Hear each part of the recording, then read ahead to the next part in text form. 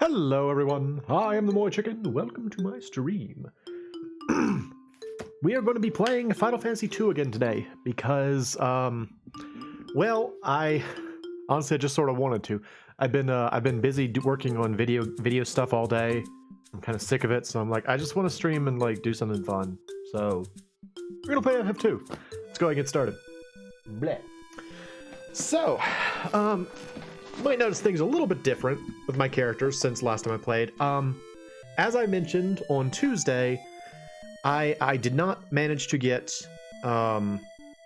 even a single Aspil spell. And actually, in response to that, I went out and bought a Final Fantasy II strategy guide. First of all, just because I kind of wanted it, and second of all, because I was like, well, maybe I could look up and see if I can figure out what some of these spells do and what enemy drops the Aspil spell. Maybe I got the wrong enemy. I actually couldn't find any enemies in the monster bestiary that were listed as dropping Aspil. So now I'm kind of like questioning whether or not any enemy drops it, and I just got it from somewhere else. So I don't know. Anyway, the short of it is, I was playing for like hours trying to get it, and I started to feel guilty because I'm like, I'm effectively grinding off stream, and I don't want to do that. I want to give you guys a pretty solid impression of what the game is like when you just play it. And so, yeah, so we gained some health and stuff. As you can see, freaking Ed over there has 1620 HP, and her MP is ridiculous now, which is good. That's great. But again, I'd rather you guys see the struggle rather than me just telling you about it after the fact. So anyway, so in the last episode, we get that guy. Oh, excuse me. We managed to retake Castle Finn from the Empire, and we basically ousted the Empire from the region, and it's great. So now once again, Princess Hilda sits on the throne of Finn. Hooray. Since then, she said, oh wait, I'm not supposed to go this way. Hang on, I'm not supposed to go this way at all. Since then, she mentioned that she has not heard from Min since he left. Min was dispatched by the king to Mysidia to unseal the Ultima spell. And since then, we have not heard anything from him.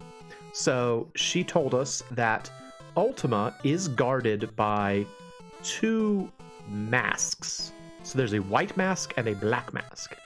And supposedly the people of Mysidia know how to find the masks. So she said one of the two masks is kept here in the castle. So first step, which I meant to do and I forgot about, we have to actually go into the castle and find the white mask, and then we must travel to Mysidia and see if we can figure out what happened to Min. And so that's our task tonight. So that's what we're going to try and do. Oh, what else, though? I did learn a couple of things from that strategy guide about the spells, though. So, for example, I learned how... Well, one thing that I learned that is a bit unfortunate, I had forgotten about this, is how the Ultima spell actually works. The Ultima spell is a bit of a bait and switch, honestly. Because when you hear Ultima, you think, okay, that sounds like a really powerful spell that will just automatically do a lot of damage. That's not actually how it works. It might be more appropriate to call the Ultima spell the Sigma spell, because its power is entirely derived from the power of your other spells. So if you have a roster of magic that is high level, it will proportionately do a lot of damage. If any of your spells are low level, they will drag down the total attack power of Ultima. So the idea is that Ultima is supposed to represent the total magical vitality of the caster. And so if at any point your vitality is kind of like, weak, it will weaken the spell overall. And so this is one place where it's almost more beneficial to give Ultima to someone who only has like one spell, because there will be fewer potential points of failure. And that's also something which I find kind of I would say that's a design flaw of this game, to make such an integral spell dependent on having high magic values, when again, it's so hard to grind magic in this game. Like, all in all, I would say one of the biggest flaws of this game is the magic, the magic level up system. Like, I think the magic system and giving you a lot of different options, I think that's great. I like that concept. But the idea of how difficult it is to grind, and the fact that the Ultima spell is based on that, that's a little frustrating. So Paul the Thief, I don't know how he had this information, but he told us, go to this wall, say Ekome. Secret passage. I don't know why the thief knows how to get into the royal secret passageway, but he does. So we're here. So somewhere down here is the white mask. What was I talking about before I started talking about Ultima? Oh, I was talking about learning how the spells work a little bit more. So yeah, I learned how like a lot of spells are based on like their success is based on how many like levels you have in that spell. And I mentioned two before, like barrier and aura. Those both confer additional how would you describe it? Aspects to the spells as you level them up. So like aura, for example, when you cast it at level 1, if it succeeds, which it doesn't succeed terribly often, it will say white aura. What that means is that you now do ice elemental damage. So your standard attack does ice elemental damage.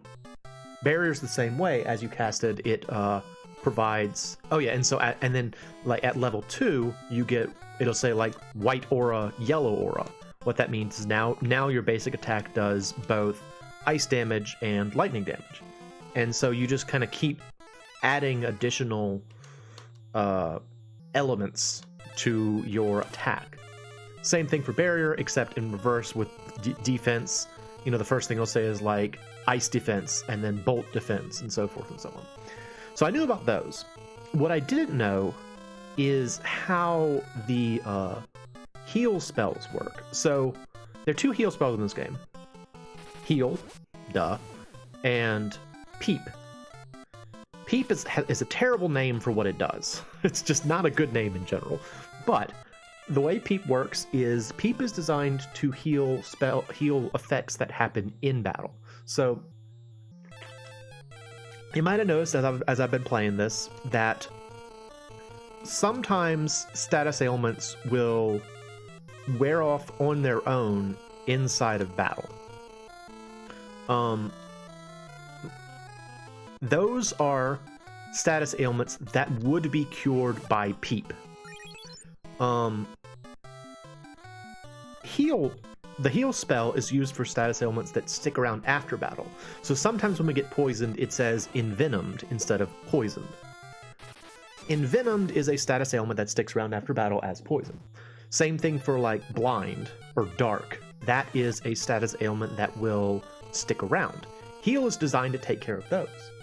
But what's not super clear in the game, and again, this is something, maybe it's mentioned in the original manual. I obviously don't have the manual because this is a reproduction card. But the fact that there's no means of figuring out what these spells do is a huge flaw in the game. And to Square Enix's credit, they actually did add an explanation for the spells in later remakes, but she has not succeeded at all with any of her casting this time. Yeah, so it's not super clear, but as you level up those spells, not only does Heal 16 have a higher chance of success than Heal 1, it also does more. So like maybe the initial heal spell could only cure like poison and nothing else. That's like the only thing it could do. So even if you used heal on a character that has the blind condition, because the spell isn't actually high enough level to learn, like imagine it as like a person learning how to treat a variety of ailments. You know, at level 1 you probably only know how to heal like, I don't know, a sprained ankle. And then as you learn more about healing people, you learn how to treat more conditions. That's what's... Oh, there we go. Ice defense, finally. That's kind of what's going on here. Like, as you rank it up, you can be more successful at healing more things. Game doesn't explain that. That's not great. That's a big flaw. Oh, stop leveled up. Nice. But the short of it is very beneficial then to have one person pretty much who is in charge of curing status ailments. So from now on, any status ailments are going to be cured by Mr. Ed here. Because the higher your heal spell goes, not only the more likely will it succeed in battle, but also the more likely we'll be able to take care of more status ailments. So, because I mean, the heal spell could actually potentially take care of things like, or the peep spell could take care of things like confuse, which you might recall from the last stream I was talking or the last time I streamed this, I was talking so much about how confuse is really scary. Well, the heal spell could potentially take care of that, or the peep spell, if it was strong, like high enough level. And the heal spell could potentially cure something like petrification. That'd be great, but only if it's high enough level. So Ed's gonna spend some time peeping on people. Ed's gonna spend some time peeping. Another thing that I learned, which was pretty important to know, is how curse works. Now, we got kind of a hint of it in the last stream, but because there was one part where I got killed because Maria got cursed. Curse in this game is like Meltdown from FF8. So if you ever played Final Fantasy VIII and you remember the Meltdown spell, that is the same thing as Curse in this game. Namely, it's a spell that drastically reduces an enemy's stats if it's successful, which is completely useful. Like, that's an incredibly useful thing that is not clear. It's like, knowing that as I do now, I totally want to use Curse more. But I've already kind of, put my boat out for a lot of these other status elements, and it's like, if I had known that, I would have actually put more effort into it. So, again, I would say the magic system is one of the best and worst things in this game. It's great in that they give you a lot of variety and a lot of options to try new things. It's not great in that you're stuck with like, first of all, you don't have access to all the spells. early on, so you're kind of geared to think certain spells are better than others, and they just level up too slowly. Like, in my opinion, if I were to try and fix the game, what I would say is I think that it would behoove the game to, one, give you access to all of the spells early on, because I mean, it's not like you're gonna it's not like you will make the game tremendously easy by giving you access to curse earlier in the game, you know? It's just that, because I mean, it's gonna start off at level 1. All spells start weak, so it's like a fire spell or the Ultima spell, they both start at level 1. And they both level up at the same speed, meaning that, you know, even if you started with both of them at the beginning, it would still, I don't know, it wouldn't have that much of an impact. So I think it would be great if they gave you access to more spells, especially the status ailment spells, to let you try them out sooner. And two, I think that they should adopt some sort of variable experience for the spells. So like some spells level up faster than others. Like for example, status ailment spells are basically useless at low levels because they never hit. That discourages people from using them.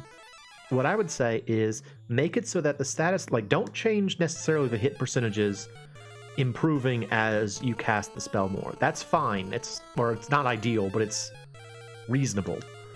But make it so that every time you cast it, it gets more experience per cast than, you know, like a comparable spell. So like, let's say when you cast fire on an enemy, it will give you, I don't know, 2 experience points for fire per level. And then, but if you cast like stop at low levels, even if it fails, it'll give you 10 experience points for it. That way you get levels faster in status ailments, which are not going to be like game changers, but having a high, you know, this all goes back to that idea of like status ailments don't work in Squaresoft games, and because of that, you can't build a strategy around them. So you want the player to be able to think that these are useful, because otherwise only people that are just doggedly wanting to see status ailments succeed will bother to use them. Otherwise they're useless, and that's a shame. You know, not fun to have something that's useless in a video game. So, did Maria's int go down in that last battle after casting like magic the entire round? Seems odd. I don't know. Again, like, I was thinking about this the other day when I was eating Taco Bell, actually, about how there's a part of me that doesn't want to say anything negative about this game as I play it, because I know there is so much negativity already about this game. There's so many reviews of this game that suggest it's terrible already. And I don't want to add to that. But at the same time, I don't want to misrepresent the game. And so I feel like whenever I come up with something that I'm like, yeah, that's not great, I should mention it, even if it kind of like, you know, hurts my angle a little bit. I don't know. I'm not going to claim this game's perfect, but I also don't think it's terrible. You know? I think it gets a bad rep for, you know, as I've said many times, I think its bad reputation is primarily based on people misunderstanding how to play it. Anyway, so all that aside, that was just some stuff I was thinking about when I was reading about the spells the other day.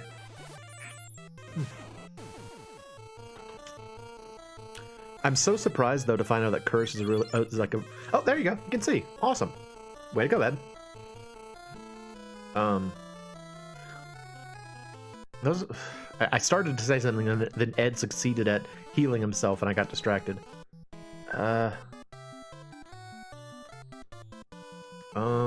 You? Yeah, okay. Nope, it's gone. Whatever I was gonna say, completely forgot what it was. Oh well. C'est la vie. I need to put Moe in the back row because I don't think he. I want Maria's HP to catch up. So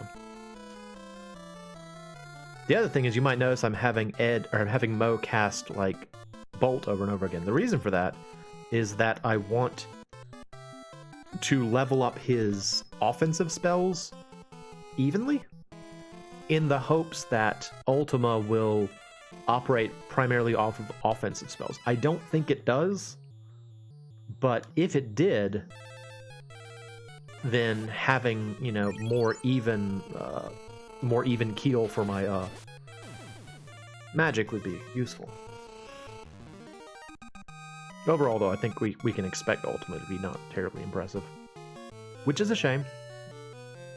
Why did Moe's soul go up? Moe was the only person in that battle who was casting, or no, the only person in battle who cast any sort of healing magic was Ed. And Moe's soul, and I don't understand that at all. Huh. Very strange. Ugh.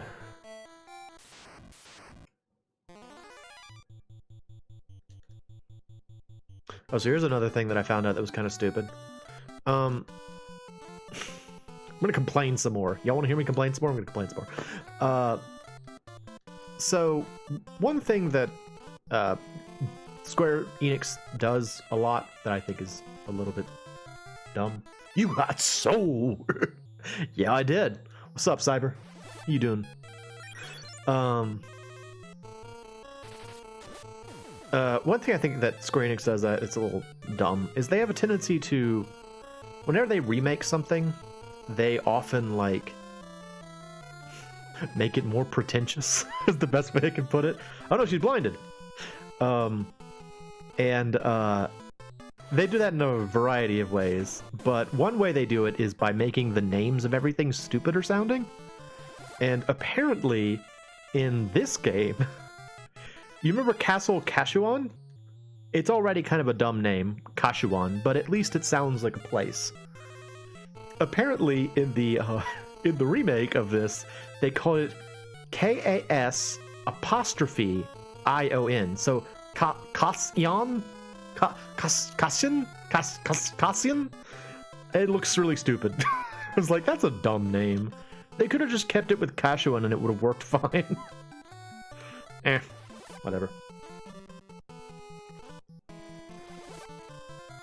That's a large part of why I prefer the original iterations of games that I love. It's because that was before they got really pretentious about the way they name things. I don't know if pretentious is the right word, but I just feel like what it comes across as to me is like when a little kid tries to make everything sound like really big and important. Like there's a term for it in Japanese, chunenbyo, which I think literally translates to like 13-year-old disease. And the idea behind it is like if you've ever seen in like Japanese media where there's like a character who they like wrap their hand in bandages and they wear like an eye patch that they claim covers their like demonic eye, or they like pretend everything is like the world is filled with like edgelord, basically an edgelord. That's what that kind of thing comes across that's what that kind of thing comes across to me as, is like someone trying to be like, oh, look how edgy and like dark my world is. I don't know if renaming a castle from Kashuan to Kasyan is dark per se, but it's just like, come on, guys, it was fine before. It was readable. It was understandable before. You don't need to do that. Or like when in FF12, they decided that any reference to magic needs a K on the end. So it's like magic. Just silly. I don't know. It's silly. I really think it comes back to Square Enix wanting to make their games have kind of like almost a mythos to them. You know, like they're like, we want our games to feel like as though they're being told from like many generations ago. And so try hard. That's a good word for it. Yeah. Yeah. I mean, yeah, that's accurate. I hate that. I don't know. Like, it was fine before. You didn't need... I just found some clothes. What? I mean, truth be told, we're in a castle's basement, so that fits, but it's a weird thing to find. I found some clothes. Hooray! Yeah, tryhard's probably the best way you can describe it. It's like, I get the idea that people have complaints about Ted Woolsey's translations because he added like some silly things into them, but at least they were readable. You know, at least you could read them and not be like, oh my gosh. Magic. So stupid. So stupid. Well, I'm becoming real complaining tonight. I'm sorry. I'm not trying to be. I don't know why. I'm just thinking about... I think I'm still frustrated about not getting Aspil. Although, again, my MP values are great, so I can't complain too much. Getting some nice MP boosts. Loving that. I also think it's funny that it's pretty much just Mo and Layla doing all of this so far.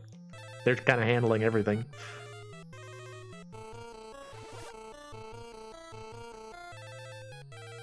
Maria and Ed are just kind of practicing with spells. Just kind of twiddling. Maria really wants to figure out how to use barriers, and Ed's like, I gotta peep on everybody. I gotta peep. Peep. Nope.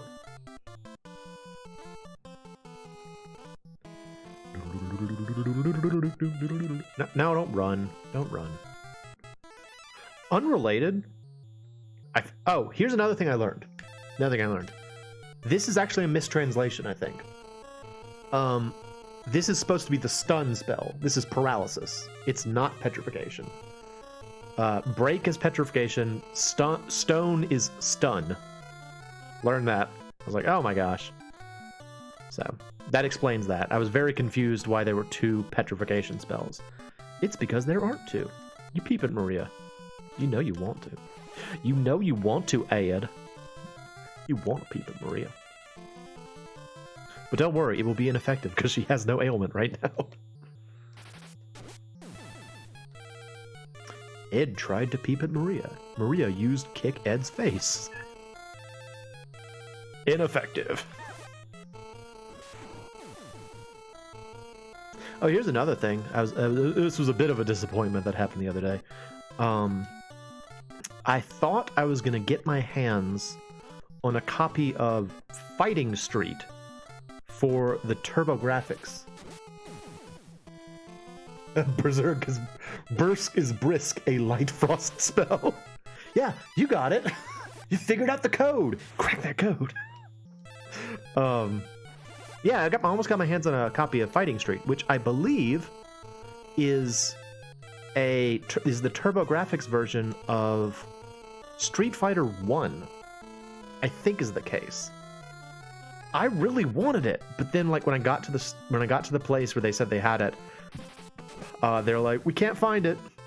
It's in our online inventory, but hell if we know where it is. So I'm like, man, I really wanted that. I wanted to get Fighting Street because I've never played Street Fighter 1. Oh yeah, I have a TurboGrafx. It's a combination CD. It's the Duo. It's the CD card version of it. I actually had to get it. It was kind of a bit of a hassle to get it. The person I ordered it from a person on eBay who was going to mod it to use composite. And I was like, okay, great, I'll get that. It took months to get here. I have no idea why it took so long to get here, but like, it took ages to get here. And kind of the thing that was most frustrating about it for me is that for whatever reason, they sent everything except the system first. So they sent me like the chords and the eBay posting said they would provide you with a CD, like a TurboGrafx CD game just to test on it. So they sent me the game, which was like a racing game. Didn't look very interesting. And the cords and the controller. And then, like, months later, I got the actual system. Maybe they were still working on it? I'm not really sure, but I feel like if you put like an eBay post about, you know, selling a system, maybe I'm crazy, but I would assume that you already have the system. Maybe they didn't, though. Maybe they make them when they sell it. I don't know, but it sure seemed odd to me that it took them so long to put it out. That said, it works beautifully. I have absolutely no complaints about the functionality of the system. I just don't understand why their business model is sell something you don't have and then get that thing. Seems very odd to me. It's also region free. That's the other thing that's exciting about it. So I have a couple of Japanese games. Like I have a copy of Rondo of Blood. Bar is barrier spell. It's also a test to join the legal system. So if you want to become a lawyer, you have to be really good at the barrier spell. You have to study for it for a while, and then you pass the bar. And unfortunately, you have to do it in like every state, or you can't use it. So if you go to like Kashuan or Kasyon, you have to retake the bar as soon as you get there. It's a big hassle. It's another one of those try-hard rules. You know those. Thank you for giving me the word I was looking for, by the way. I don't know if Chunimgyo was really accurate here, but... yeah, again, like I was saying earlier with the spell names, it's like, if you just had like something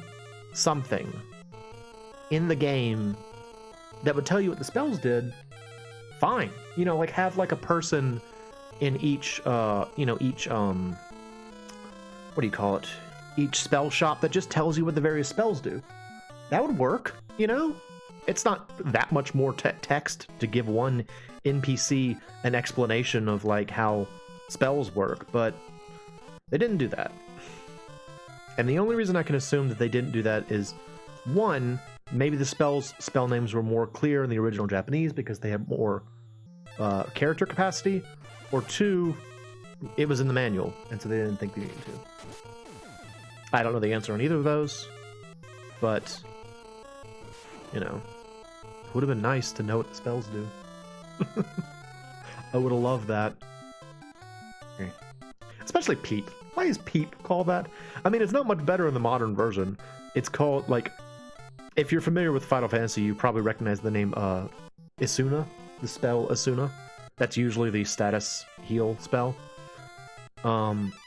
Peep is called Basuna in the retranslations. So you have Asuna and Basuna. Does that explain the difference? I didn't know what it meant when I first played. I was like, what's the difference between Basuna and Asuna?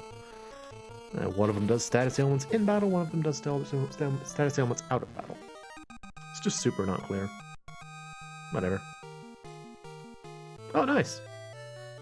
She got another rank of the bar. Good job, girl. You're gonna be a lawyer in no time. We might actually have to go back to the surface to heal our MP. I'm kind of plowing through it really fast as I just keep using spells. Nothing down here is really that dangerous, so I'm not running into any problems.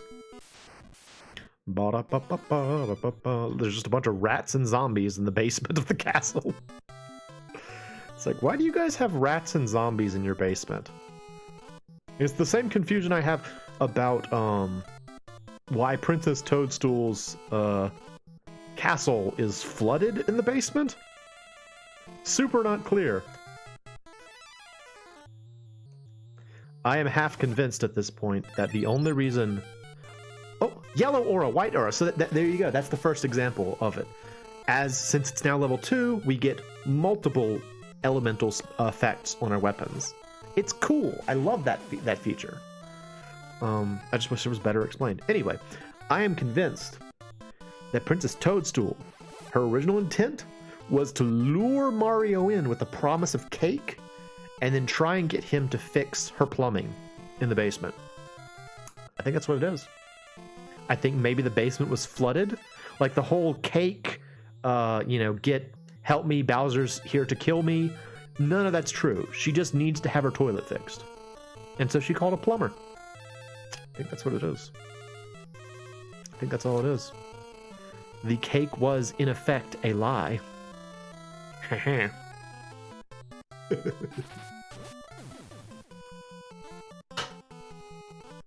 She's a crafty woman. She runs an entire kingdom. What do you think Princess Toadstool's legislation is like? What are the laws of the Mushroom Kingdom like? Because it's a pretty idyllic place. Like, we get a kind of rough interpretation. Mario does not wear a tie. It's true, he's a plumber, and plumbers don't wear those, so I've heard. You know, we get a pretty rough interpretation of the Mushroom Kingdom because we always see it when it's being destroyed by Bowser. Basically, when it's being invaded by a foreign nation. But outside of that, it seems like it's very well run. It's like clean, everyone's happy. So she must be like a whiz at government, you know? She must be like mwah at government, but we never see her like at a writing desk, you know? You know, does Princess Toadstool have like a resolute Mushroom Kingdom desk that she goes to draw up laws? I need to know this. Is that what she's always doing when she's having tea and cake? She's always like working on laws in like the atrium. They featured the blue penguins. Oh, that's wonderful. Nice. I actually have not seen the I got a knife. This dungeon is not proving to be very exciting in terms of its treasure so far. I haven't seen the Mario trailer. I think I mentioned this in the last stream when I was playing Mario 64. I'm really like hesitant about it, about the whole idea of a Super Mario movie, because like I don't want to like hate on it without knowing anything about it. But clearly the big wigs at No Friendo watched your pinball stream. Well, yeah, everyone did. I mean, you succeeded at saving Pauline, I think, if I remember correctly. That's something that's an exciting event for the ages. I've never done that before. Did you drop her? I think I've saved her. Like, I've gotten her out of the container, but then dropped her before. That makes you feel bad. You're like, oh. What was I talking about? Yeah, I don't know. Just sort of like, I don't want to hate it without seeing it. But the idea of like Mario characters just talking normally feels weird to me. Like, I saw that in WarioWare Gold, and it felt really weird. So I don't want to see it again. Probably silly. Yeah, I don't know. I also really am just kind of bothered by the idea that Mario's apparently not going to have an Italian accent. It's like he's always had an Italian accent. He's Italian. Like, that's all. That's like what are Mario's character traits? Jumps, eats food, is Italian. What else do you have about him? And then they're like, no, we're going to drop one of those. We need him to have fewer character traits. That's better for the movie. Make his character more one-dimensional, please. Whatever. And maybe it'll be great. Again, I haven't even seen the trailer. I don't know what it's going to be like. But I hope it's good. That'd be nice. Be a good movie, popcorn, see it in the theater, don't bother. Yeah, I get that. I don't go to... Here's a question for the audience. Do y'all go see movies very often? I actually don't see movies that often. Can I just warp out of here? I don't think it works. I'm gonna save area now. I think a large part of that is because I don't have any friends that are local, so it's like, why bother? But I don't know. I don't get really excited about movies, honestly. I used to like movies, but at some point I kind of just like, I don't know, stop getting excited about movies, and I was like, I don't want to go to a movie. So there's a fair number of movies that I've entirely missed out on because I haven't gone to see them in theater. I do regret that. But apparently not enough to actually make me change my ways. So there was that.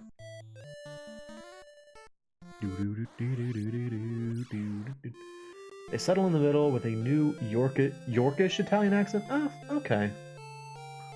Well, that's reasonable. I mean, as long as they have something. I just gotta give him, like, some kind of accent. Give him some indication that he's, you know, not like... that he has an accent. That's, like, a major part of his personality. Give him something. I'm fine with New Yorkish. That's cool. I gotta say, when I first read your comment, Cyber, I interpreted it as Yorkish, as in, like, from York, England? And I was like, that's not accurate. Nope, it's not what you meant. What does Mario sound like? He sounds like a British man. What was this? There can never be a replacement for the true voice of Mario, Captain Lou Albano. Do the Mario! Swing your arms from side to side. Come on, it's time to go. Do the Mario. Take a step and then again. Oh, you see this woman? Warriors, revive the power of the orbs. Shut up. Ed gets really mad at this woman. Like, it's a funny gag, but I think it's strange that Ed just randomly says, like, shut up. Shut up, woman. Don't you talk to me about the power of the orbs. Warriors, revive the power of the orbs. Shut up. Danny Wells is Luigi. I feel like Danny Wells doesn't get enough attention. You know? People remember Captain Lou Albano. But not enough people remember Danny Wells. He did a good job, too. They were both funny. I loved the Mario Brothers Super Show. I really did. Oh my gosh. It was so cheesy and dumb, but man, I loved that show. Oh my gosh. Do the Mario!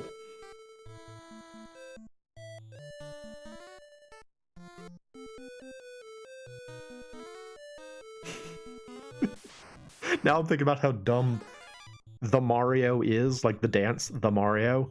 Take a step, and then again. So swing your arms around, and then walk forward a step. You've done the Mario. Just like that. It's not much of a dance. Take a step.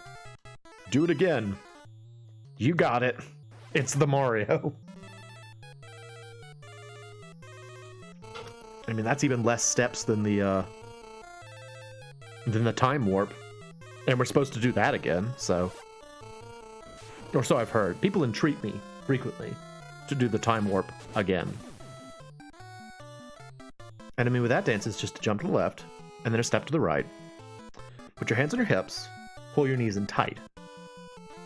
But I've heard that the pelvic thrust is what really drives people insane. Let's do the time warp again. You good too? That's a lot of moving for the Nintendo generation.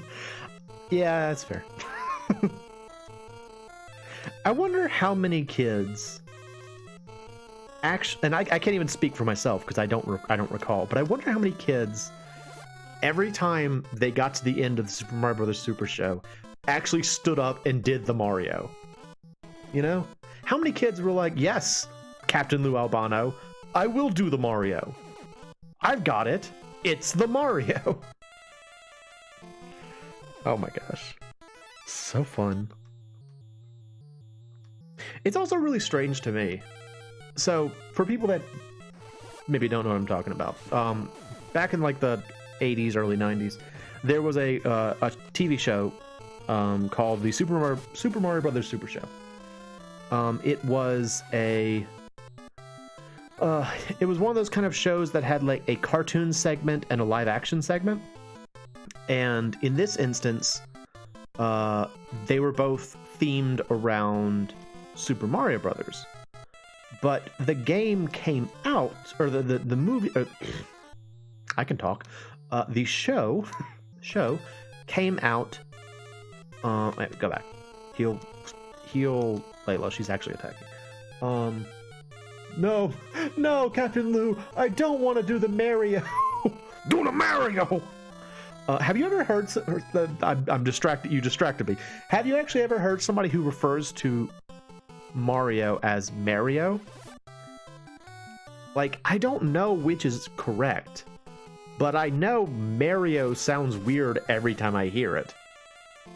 Maybe I'm just being ignorant, but it doesn't sound right. Anyway, yeah, so what's weird about the show is that it came out after Super Mario Brothers 2. Oh, British people say it that way? Okay.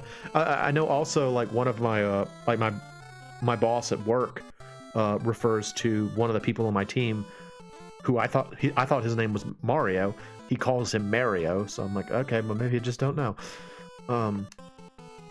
Anyway, yeah, so it came out after Mario 2, which means that, like, the cartoon primarily focused on the exploits of Mario, Luigi, Princess Toadstool, and Toad. And it involved Bowser as the villain, but it took place in Subcon. Thomas Game Docs says Mario. Okay. Who's Thomas?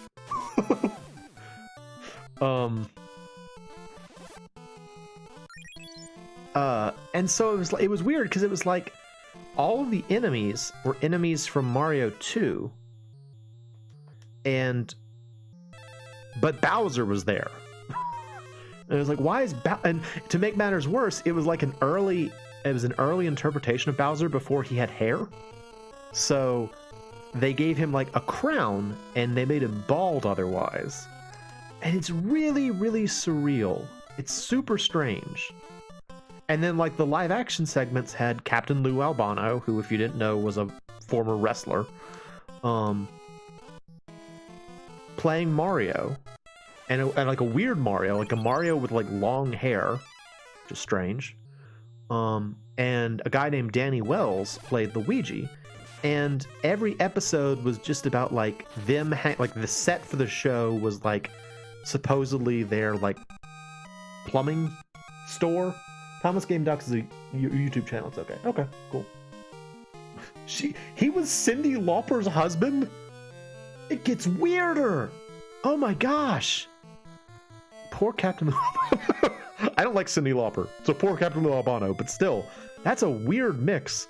Anyway, yeah, so every episode would like take place in like their plumbing shop, and like weird stuff would happen, like Dracula showing up or something. You know, it was like really surreal and strange and fun. You know, it was like a fun, stupid show. But I loved it. I loved that show. It was so dumb, but I loved it. Anyway.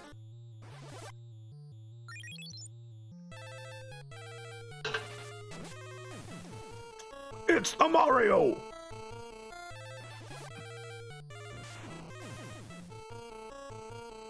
I don't know anything about Captain Lou Albano from his wrestling days, though. I was never one to watch wrestling, honestly. I just didn't interest me very much. Oh, hey, when did Maria's HP go up? That's nice. And Layla's almost got 1,000 HP. Super awesome. Way to go, lady. I'm proud of you, so proud of you. That is part of the famous Proud of You song that my mom made up. It's super famous. Only my family knows it. But in my opinion, it is the greatest honor that can be bestowed upon you, is my mother singing the I'm Proud of You song. I love that I'm Proud of You song. It's so good. It's such an important song in my life. Ugh. That's actually something else I was thinking about the other day, is how, like, families develop... Thank you. I get really excited whenever she sings it to me, so... It is the greatest honor that can be bestowed upon a person. Yeah, I was thinking about how, like, families... Oh, hello, gentlemen. I didn't know you were here. Kill the sucker first. kill the sucker first. It's the worst. Do the Mario, kill the sucker first. It's the worst. Kill the sucker back there. Take a step, and then again. Okay, bye. See you later, bro. Yes, they're definitely not scary brain monsters. 100% cupcakes. They're all running away from me. I must have leveled up too much in that that time when I was trying to get Aspel, because everything's running away. These enemies shouldn't be this easy. Like, this isn't supposed to be a terribly difficult thing, you know, when you're going to get the white mask, but it's also not supposed to be like cakewalk. You're supposed to still have to work a little bit, but enemies actually like, whenever enemies run away, that is the best way of the game saying you don't need to be here. This fight is not important to you. You don't need to fight this fight. Just leave. That's basically what the game is saying. So clearly we don't need to be here. I got a pot ion. Hooray! Anyway, yeah, like how families will develop like lexicon of their own. That is like more of these? Freaking suckers. Go away. Thank you. Go away. Alright. See you later, bro. Thank you. Appreciate you. Thanks, boo. Like, I'll give an example. So what I was just saying with the I'm proud of you song, like, that's something that doesn't matter to like anybody else. But to me, it's like a big deal. You know, it's like I grew up with that. Or like my mom being a music teacher, she came up with like all kinds of songs that like nobody else knows. But in my family, they're like, you know, really important. And I was talking to my aunt the other day. And she was talking about like some of the funny names for things that showed up in her family. For example, they don't distinguish like fast food burger joints individually. They just kind of collectively refer to them as burger doodle, which I love. I love the fact that my aunt's family calls all fast food burger joints burger doodle. It makes me really happy to call things burger doodle. And like, again, I wouldn't have thought of that. That's not a part of my history, but I think it's hilarious. Burger doodle. Only reason I know that is because like I went to visit her once and she's like, yeah, you want to go to Burger Doodle? I'm like, I don't know what that is. I assumed it was like a local restaurant, and then she brought me to the Burger King. I'm like, oh, this is a Burger King. She's like, yeah, Burger Doodle. Like, whoa. And then apparently another one is so there's a little bit of setup for this one. Apparently my uncle used to prefer a very specific type of orange juice. He liked the, I guess, Disney brand orange juice. It was apparently a type of orange juice that had, oh, that's gonna get him some HP. It was a type of orange juice called Donald Duck orange juice. Donald Duck OJ, you know it. Okay, yes, exactly that. Donald Duck OJ. I'm so glad someone actually knows what I'm talking about. In the can. Yeah, that one. That was his favorite kind. Anytime they couldn't find it, as an indication of as an indication of contempt that this other orange juice is not as good, he would call the orange, like if they got like Minute Maid or something, you know, like some other brand, he'd call it Donald Dick orange juice. So if he, you know, if they brought back Minute Maid, he's like, what is this? This is Donald Dick orange juice. I don't want this. That's how he called it. And so over time, the phrase Donald Dick came to mean anything that's a knockoff. So anytime they got anything that was not like name brand or like the preferred brand, it's Donald Dick. I don't want that. It's just really funny to me. I love the idea of Donald Dick orange juice. Your heartburn, my heartburn just think about that canned juice. Yeah.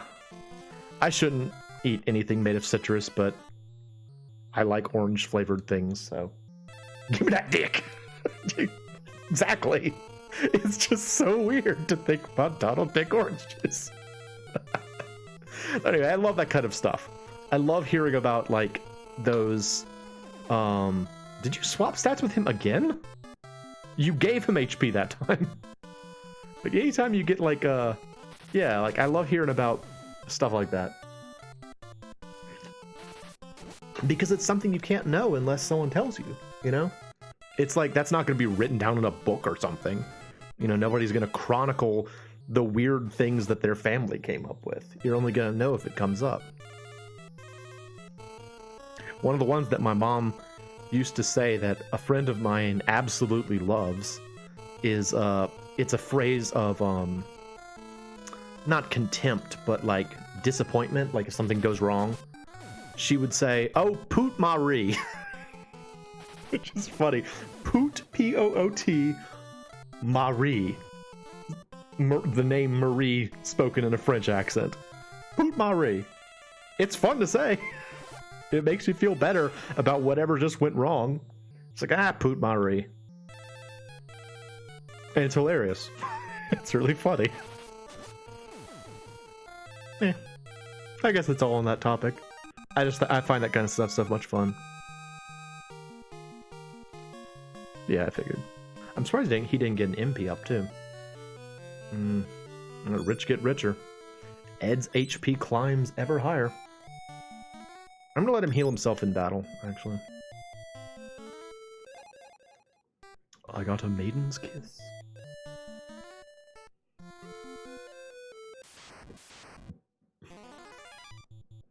Ugh, the suckers again. I really don't like having them around. They're very, very dangerous, very inconvenient to fight. Fortunately, in this instance, they are primarily showing up in the back row, meaning they can't actually do anything to us. They're just annoying.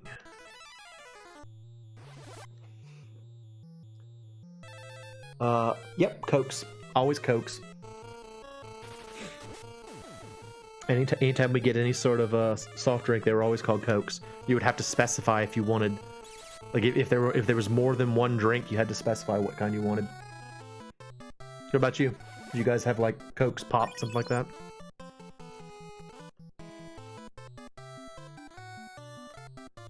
Oh, don't, not me. I don't even attack.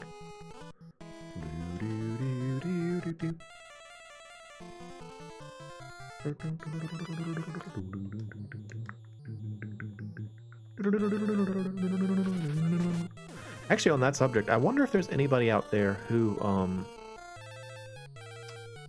did something like that, like Cokes or Pop, but they, instead of referring to it by like Coke, they referred to it by like some other name brand, like they called all soft drinks like Pepsi or something. If that's the case.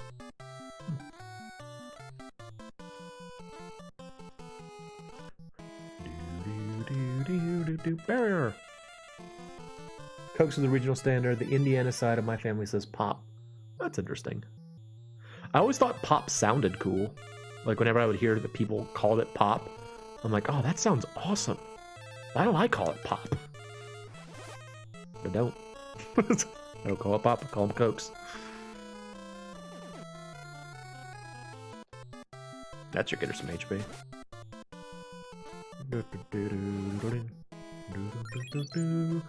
Unless I ruined it. I hope I didn't.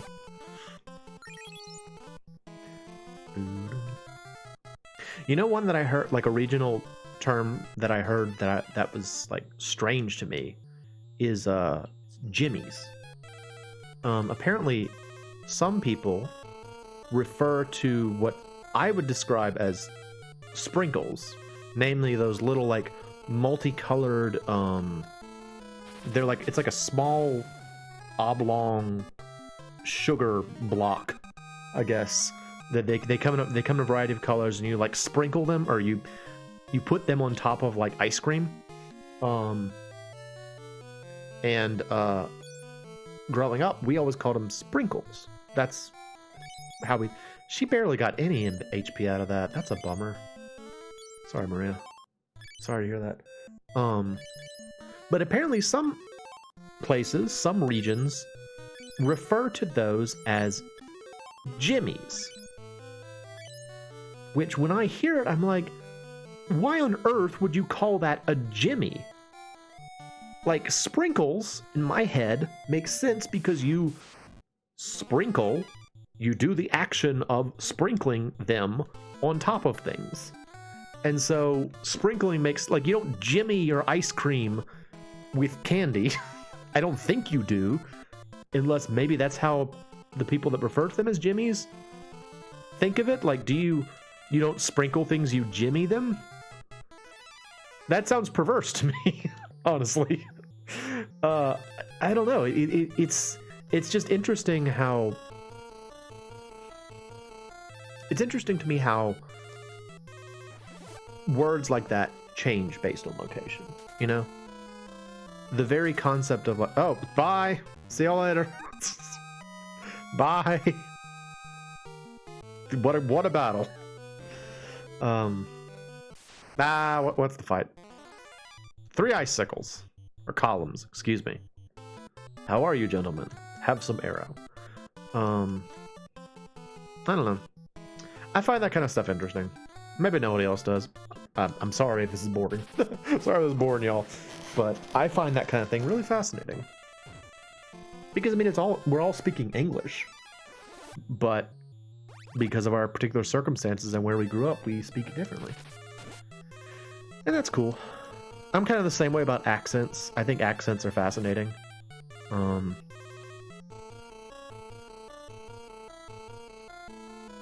I also think it's fascinating that oftentimes people cannot recognize their own accent.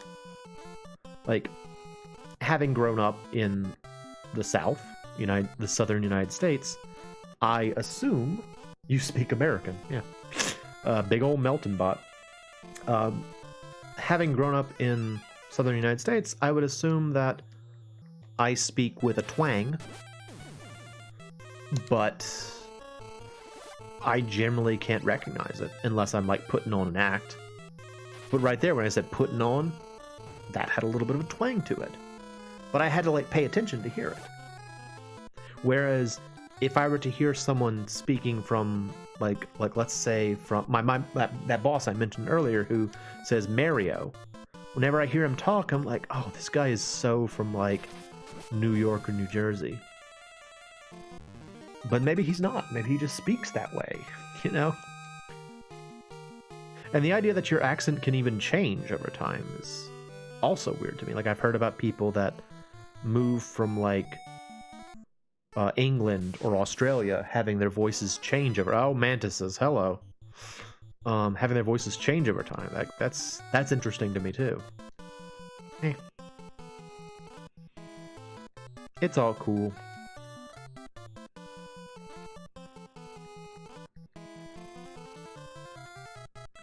We gotta actually take this a little bit seriously now. These things can do some damage if we're not careful.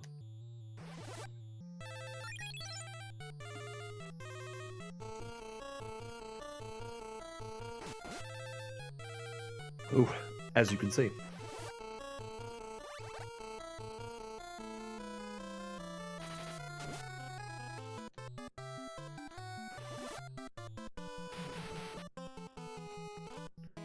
Oh wow, I've been playing for an hour. I've gotten like nothing done. It's a bit of a bummer. I'm still in this like first dungeon. I've got nothing done. I named the stream after the concept of going to try and find Min, and I haven't even left Finn yet.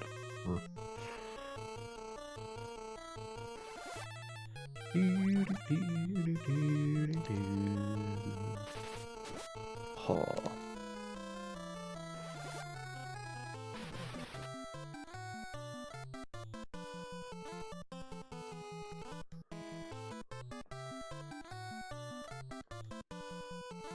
These guys have kind of Zorak-like faces, don't they? It's the eyes, I think. Their eyes look very Zorak-esque.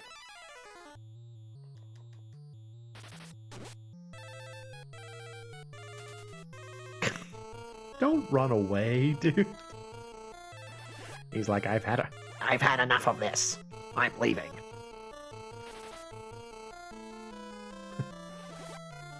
I am Zorak, Locust of the Apocalypse. Think of me when you look to the night sky.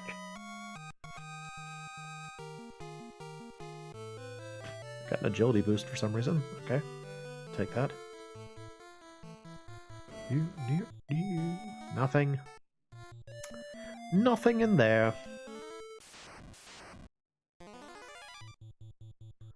Zorak! Zorak over here! No. Hi, Mom.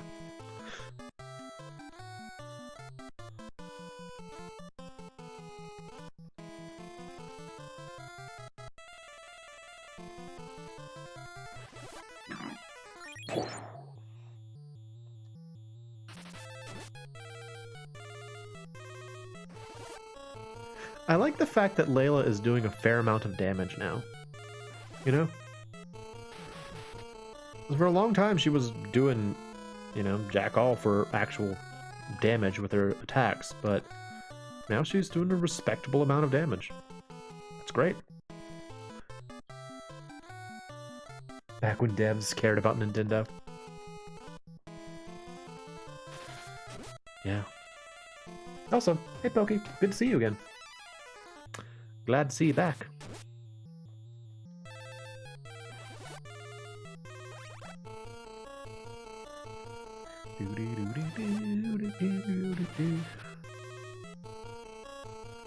Now that I've seen them as Zorak, I can't see them as anything but Zorak. Zorak.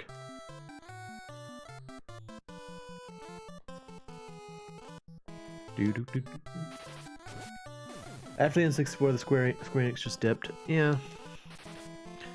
I mean, I feel like they pulled out of it a little bit in recent years, but that's mostly just because they've been reproducing their like old material.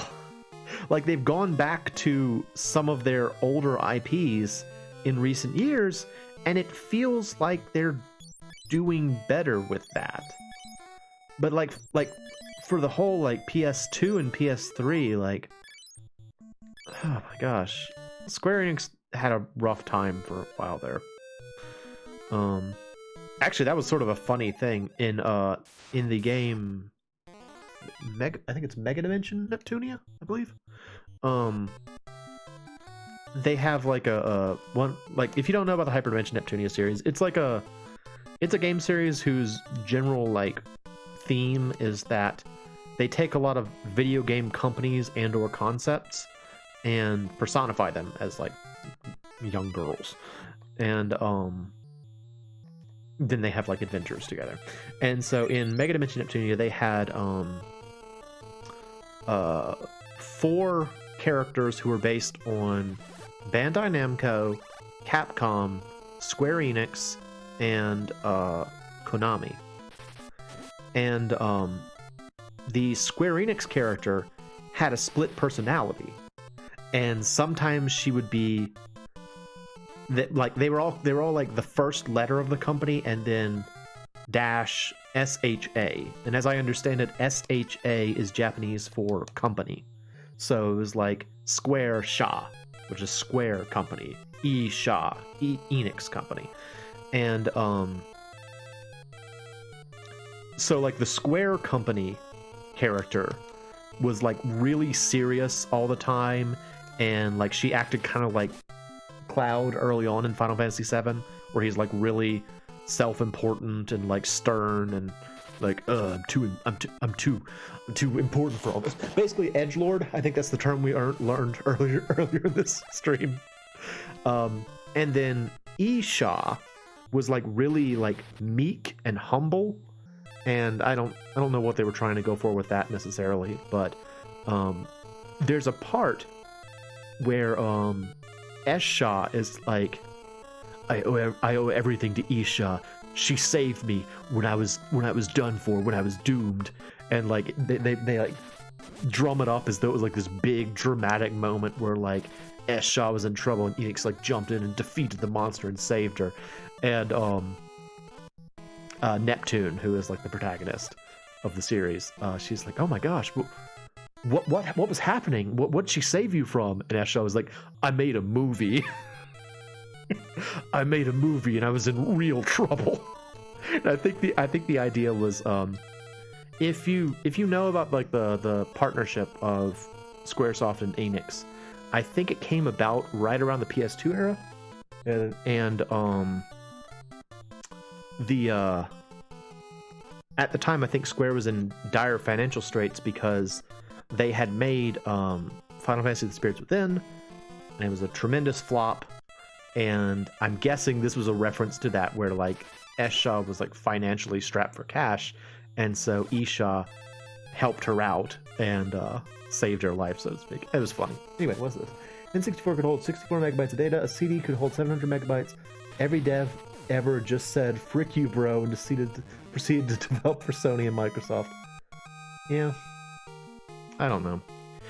I still personally think that there was a way forward for cartridges, like larger games and cartridges, even if it was like swapping cartridges. But now, admittedly, I think that's probably expensive. I would guess that, like, I don't know how expensive it is to produce cartridges, and I imagine that there's a big difference between making 3 CDs for a game and making 3 cartridges for a game. But there was, like, if you don't know about this, in Banjo Kazooie and Banjo Tooie, or in Banjo, at the end of Banjo Kazooie, there is a little sequence where Banjo and Kazooie and Mumbo are talking about like secrets.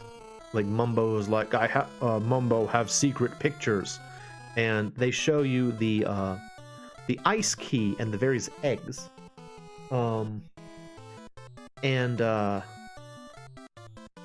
That was supposed to, I'm sorry, I'm spacing out. That was supposed to be a system called Stop and Swap. The idea behind it was that the rare people found out, the people at Rare, the company, found out that you could like swap a cartridge, and the RAM of the system would actually retain information for a little bit. And their idea was that you could take out the cartridge real quick, put in the other cartridge, and kind of like transfer data. And while that didn't work out, they didn't actually use it. The fact of the matter was, they had controller packs. They could very easily have used the controller pack to do that.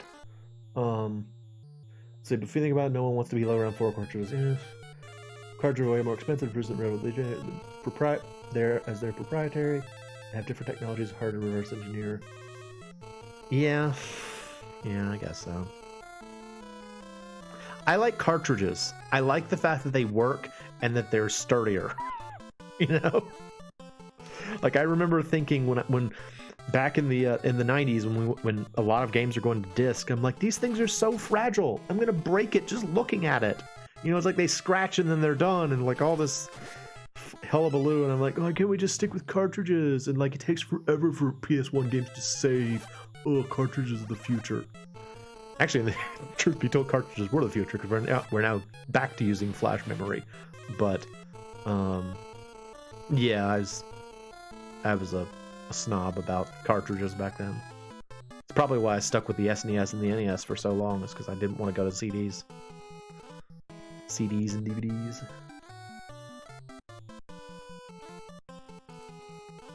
Yeah, I'm of sort of two minds about the digital only future as well. Just because, I mean, in our own time, I've seen what happens when you, like, whatever the digital medium was gets taken off.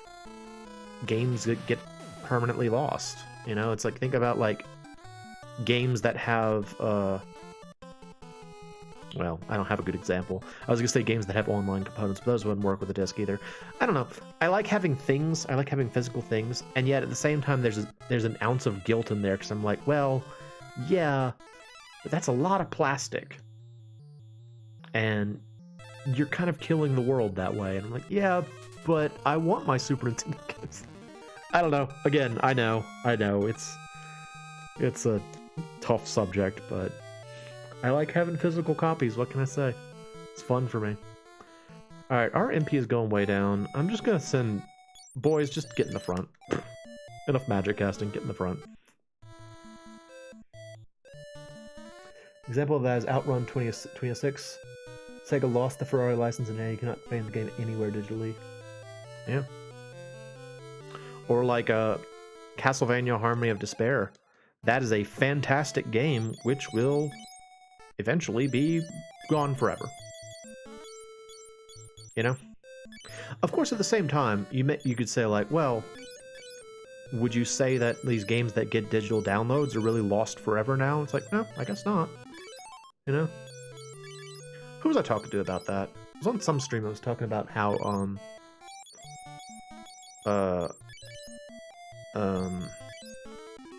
because of like digital downloads and I guess in a broader sense,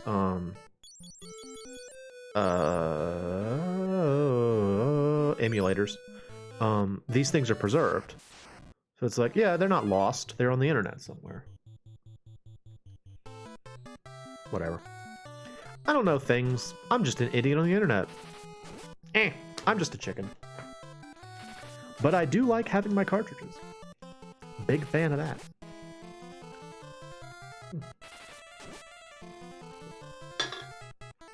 Elder Scrolls Online costs $2.99, and that's because the game is very niche and fragile.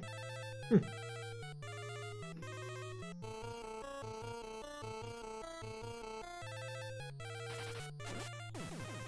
know, I can't say I've ever really extensive played an MMORPG. I briefly tried FF14 some years ago, and kind of got overwhelmed really quick. Because I had never seen one of those, and so I wasn't expecting the sheer volume and density of information on the screen. One of the servers shut them down. Oh yeah, once the server shut down, then the game is just a paperweight. Yeah, that's not... Or like, okay, there's a good example. Final Fantasy XI. Final Fantasy XI is a mainline Final Fantasy game that you cannot play now. You know? It's like by Square Enix deciding to refer to Final Fantasy XI as one of the main story of the series. Like when I was playing, what was that game called? World of Final Fantasy. Fun game, by the way. I recommend that one. There's a character, like the game is full of references to other Final Fantasy games. There was one character and I was catching most of them because I played just about every other Final Fantasy game except for 11 and 14. But there's a character from 11 on there, and I remember thinking, it's like, who is this person? Who is this character? It's because she's from 11. And I bet if I had played 11, I'd know that. But I didn't have the opportunity to play it when it was still around, and now it's gone. I don't know. Just sort of feel like it's a cautionary tale against, putting all your eggs in the online basket. But again, on the other hand, I'm old, you know. I started playing games when these sorts of things were, unheard of. Back in my day, we didn't have digital downloads. All we had were cartridges. Hot take, people say PC is better than PS5, but is your PC better than PS5? No. I've always been a console gamer, so I've never really thought of I've never thought of PCs as game systems. They're for other things in my mind. And I don't know. I would like if I'm gonna be wanting to play a game, I would rather buy a system that I know is going to be able to play that game, rather than expect or like having to like troubleshoot and like swap around and tailor-made to specific hardware. It's true that in some situations as a result you don't get the game, You know, it's like, and a good example of that actually is like back in the late 80s, and this is something I only found out like later on in life. There were a ton of games that were released for like those pseudo consoles, like the MSX and like the Atari 20 or the Atari ST and stuff like that. And like those the pseudo console versions were always better. You know, like you think about like Metal Gear. You know, like the Metal Gear pseudo console version was like better. But you had to like grapple with things, and it was like tricky, and I didn't have one, so I have no nostalgia for it. So I'm like, no, it's worse. Shut up, it's worse. And so I don't know. It's just, I prefer to have it like, if I'm gonna buy a system to play a game, I'd rather make sure the system can play the game than like have it potentially not be strong enough. But again, that's me. You know, you play the game the way you want to play it.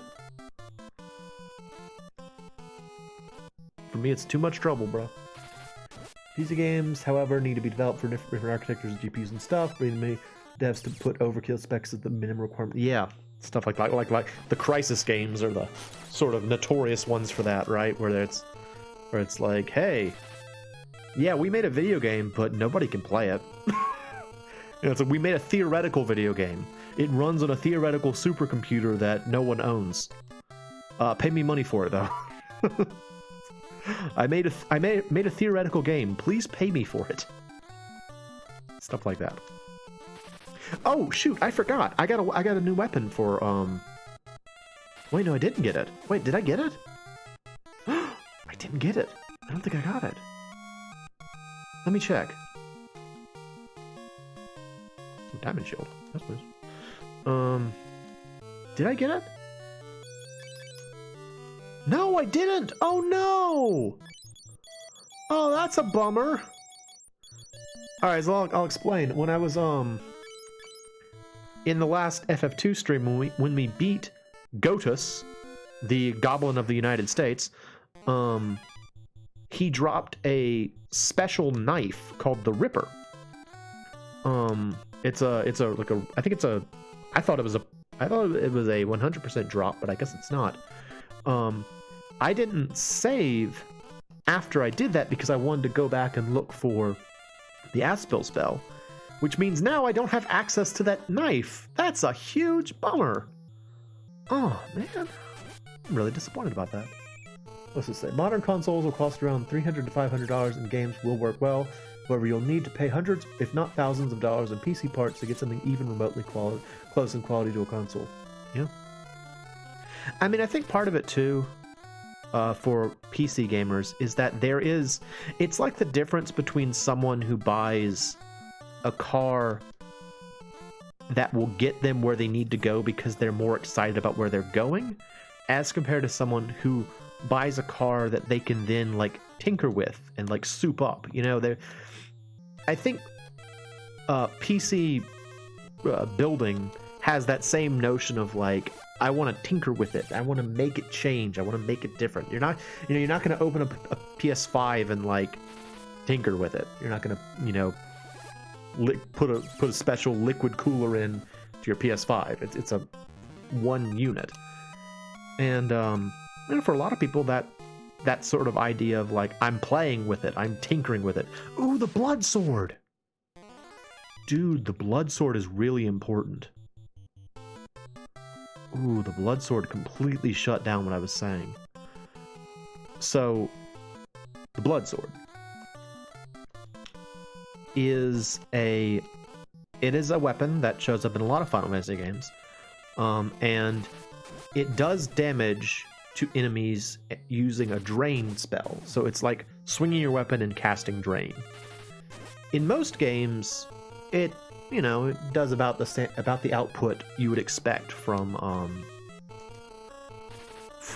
a weapon proportionate to when you get it. In this game, though, it's sort of unbound by level. And so the blood sword can do disproportionate damage if the enemy you're fighting has higher HP. So if you encounter a boss with a lot of HP and use the blood sword, it can actually do a tremendous amount of damage because I think it's proportionate damage. That's really exciting. The downside being that if you strike anything that's like undead, it will drain all the HP from you into the enemy. So it can be very dangerous to use, but I'm very excited to have it. However, there are loads of advantages like mods, customization, being able to change your graphic settings. Most consoles can no longer do way cooler stuff. It is true, yeah, and that's actually something that has really expanded again since my time. It's the idea, like back in my day, pretty much the only game you would ever think about like modding was like Doom. Doom mods. They were famous. Okay, bye. See you later. But nowadays, like, something simple as Minecraft. Like, I would never play Minecraft on a console just because I love mods. I want to be able to mod things. Or rather, I want to be able to use mods. I guess that's a more accurate way to say it. So, yeah. I would not necessarily say one is better than the other. I have a preference.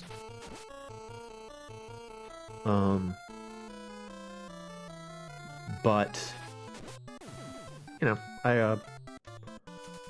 I prefer consoles.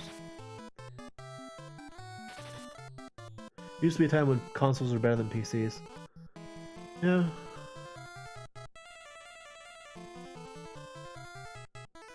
Yeah.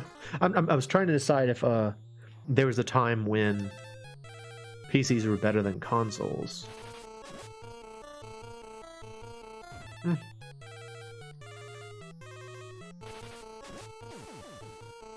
I really do think it just kind of comes down to your what you want to do, what a video game is to you, and to me, a video game is a console game. So, well, that's some me.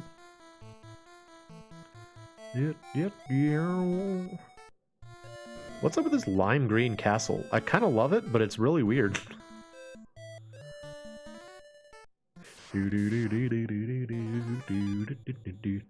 It's also kind of strange to me that these enemies are like easier than the enemies on the previous floor. What's up with that? That's strange.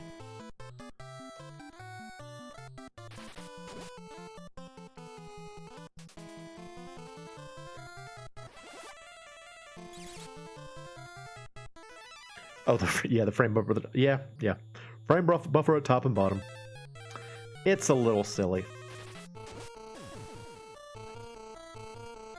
It's funny, when I was trying to get the Aspel spell, I played it on my like I'm playing this on an analog NT, which is like the company is called Analog, and they make like specialty consoles. And so this is the Analog NT, which is like an HDMI output system. But I have a personal preference, might not be surprising, for playing games on as close to their original hardware as possible. So I have like a what do you call it? Like a regular NES hooked up to a CRT TV in the other room. And on that, you don't see the frame buffer. And so it's always very strange when I notice the frame buffer in this game on the top and bottom. Not really on the left and right, just on the top and bottom. The analog systems are cool, I guess. They're too expensive. There's no getting past that. They're way too expensive for what you get. But they do work really well.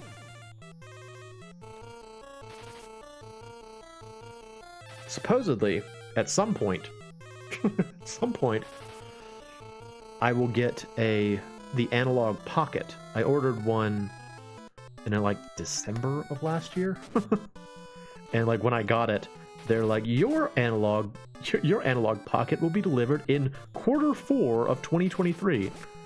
I'm like, oh, so I have to wait a year for you to mail me something? Thanks, y'all. Appreciate you. So I guess I'll get it eventually. But I mean, they do work well. I have the Analog NT, this one. I have the Super NT, and I have the Mega SG, so I've got NES, SNES, and Sega. And I've never had any problems with how they operate. They work really well. It's just they're way too expensive and way too exclusive.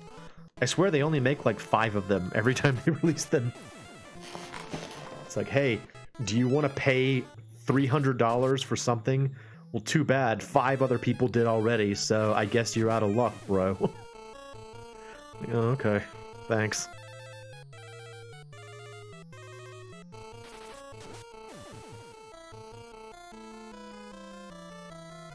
Probably why shipping takes so long, because they don't make many of them. I don't follow your logic. I'm sorry. I think I misunderstood you.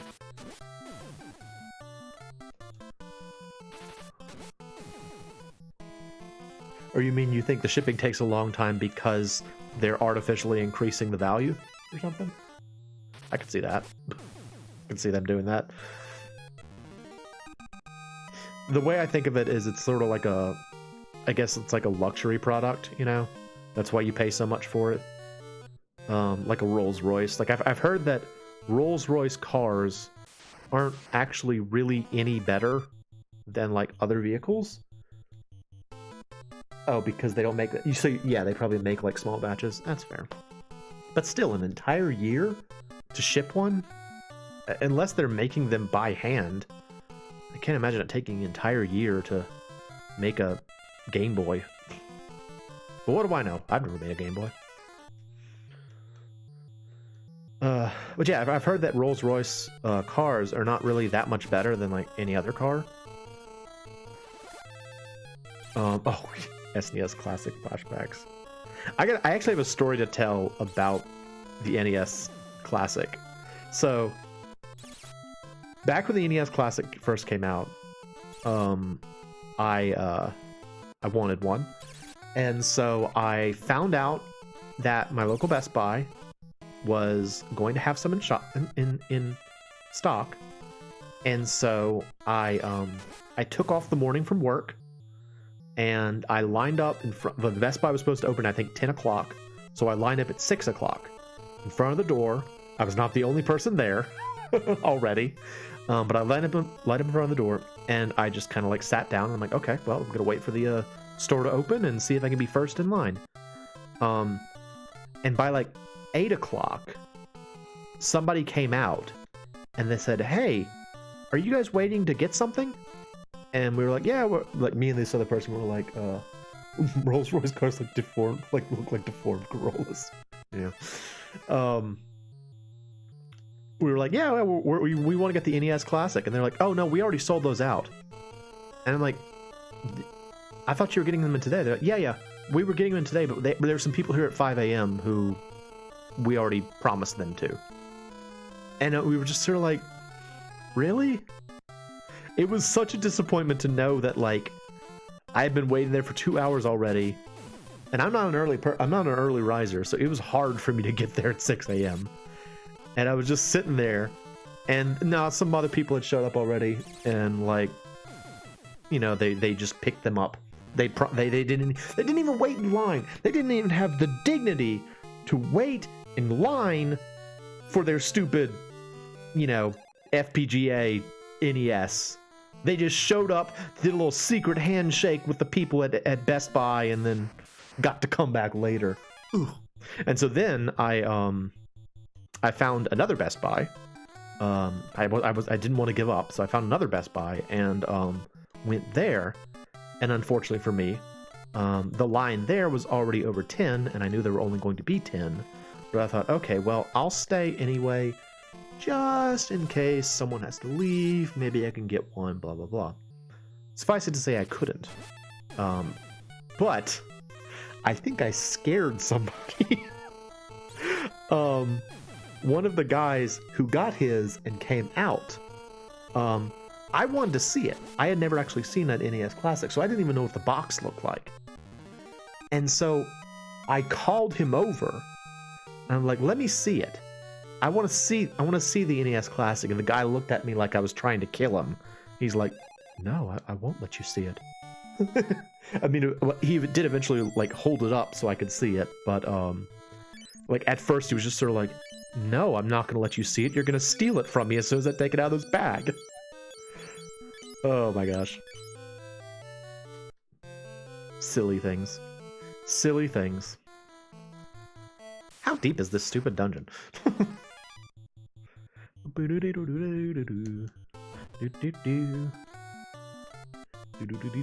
I did eventually get one though. An NES Classic.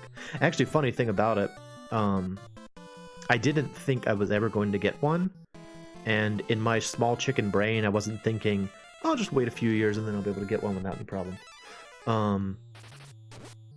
And so, desperate to get one, a friend of mine found a solution. He's like, why don't you just order a Famicom Classic from Japan, which has the same games and doesn't have the shortages issues, because that was an American issue. And it's like, just get that one and then you'll be good. And so I ordered like a Japanese Famicom Classic, so I've got that. And then like 2 months later, I got a regular NES Classic. So complete waste of time, but whatever. Oh no, I got stupid. I don't like getting stupid. What's my stats? Okay, I'm still pretty good. What does it say? I remember watching the news on the night of the Wii was launched and there were like 20 people outside of Best Buy. Okay. Yeah. I mean, I think the NES Classic was the first and last thing that I ever did that sort of behavior with. It's like the only time that I ever tried to do that. And I was so like, it was just such an unpleasant feeling that I was like, I don't ever want to do this again. I don't want to wait in line like this. Like, and because you had that feeling of like competing with the other people that were near you, you know, because like they've only got so many, so one of us is gonna get it. Who's it gonna be? You know, it's like I hated that feeling. It felt gross. I really didn't enjoy it. So ever since that one time, I've never tried to like wait in line at a system's launch or anything. It's just an unpleasant human feeling. Anyway, this entire stream is just gonna be this one dungeon. I think that sucks.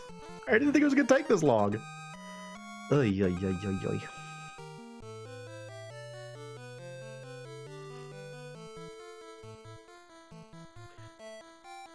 Oh, okay. What can I get rid of? Let's just throw this away. That away. Throw away this eye drops. There you go. Alright, what are you? Ooh, an Orchalcon knife. Very nice.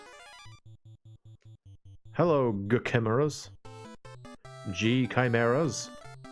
Chimeras. What are y'all doing here? Have you ever done that, Pokey? Have you ever waited in line for something like that?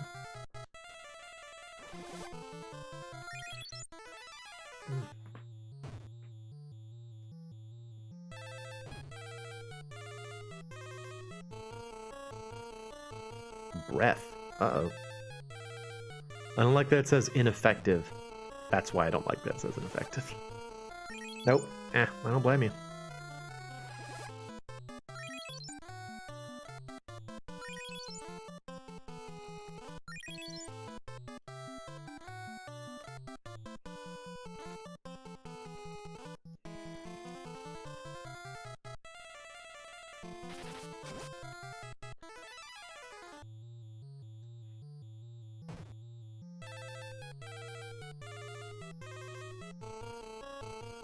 Anyways, yeah, it's just that kind of it's just an unpleasant feeling.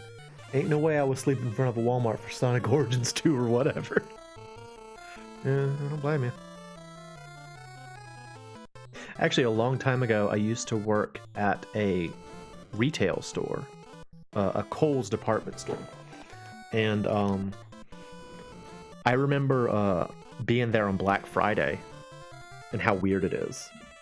Because I also don't do Black Friday sales either. It's just like, it's so weird. It's so weird how people react to those kind of things. But, you know, For some people, it's the most effective way to make sure you get that whatever, that big screen TV or whatever. You know, it's like you wouldn't be able to really afford it otherwise, so you gotta get it when it's cheap enough for you to buy, or cheap enough to be feasible. I can understand that. Still weird though.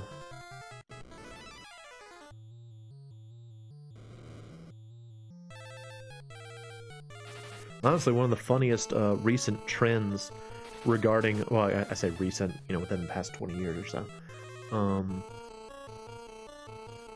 that I've seen with like Black Friday kind of stuff is when they have like Black Friday starts Thursday. You know, it's like Black Friday on a different day. We do Black Friday 2 weeks before it. It's like Black Friday, but you don't have to wait. Black Friday, but store doesn't open until, you know.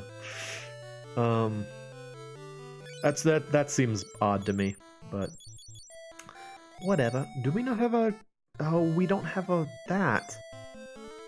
She's gonna have to stay petrified. Oh, it's terrible. Oh, man. Oh, look at that great jump. Love it. Love it. Love it. I think this is actually the bottom floor. Yeah, they're doors. Ever see doors lined up like that in this game? It's probably an indication that you're at the bottom of wherever you're going.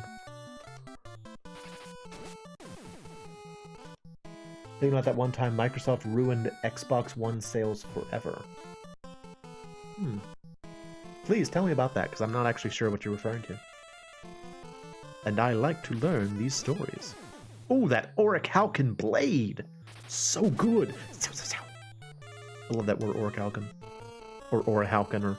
It changes in every game, but I like that word. Ooh,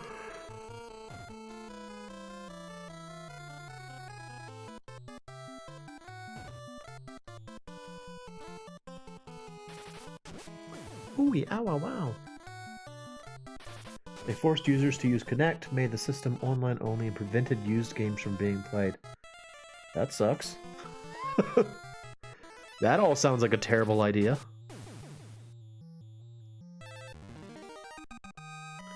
That was another thing that was difficult when I was trying to get a PS5, is I was using one of those websites that like notifies you when stores have like stock. I can't remember what it's called, but one of those. And I kept getting excited because I'd see one that was like, we have the PS5 in stock, digital only. And I was like, no, I only want the one that has the option. I want to have the flexibility to be digital or physical. Don't do this to me. And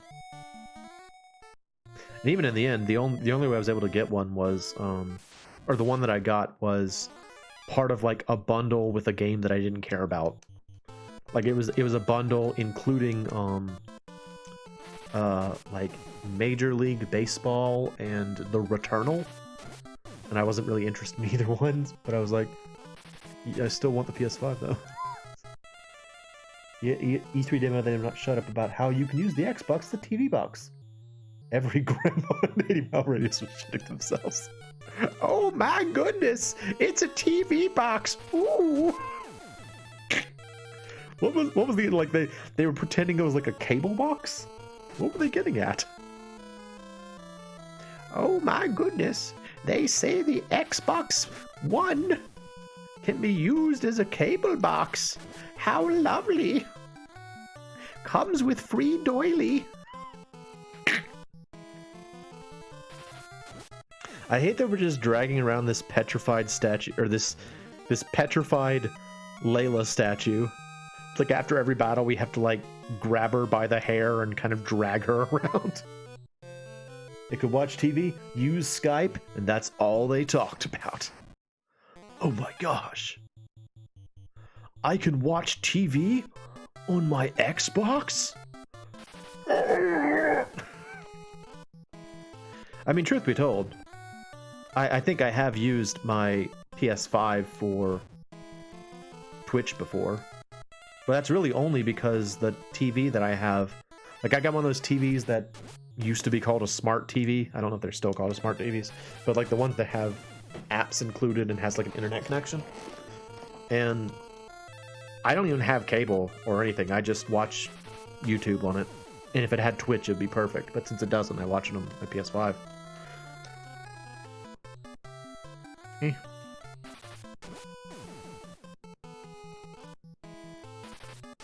Different people want different things out of consoles.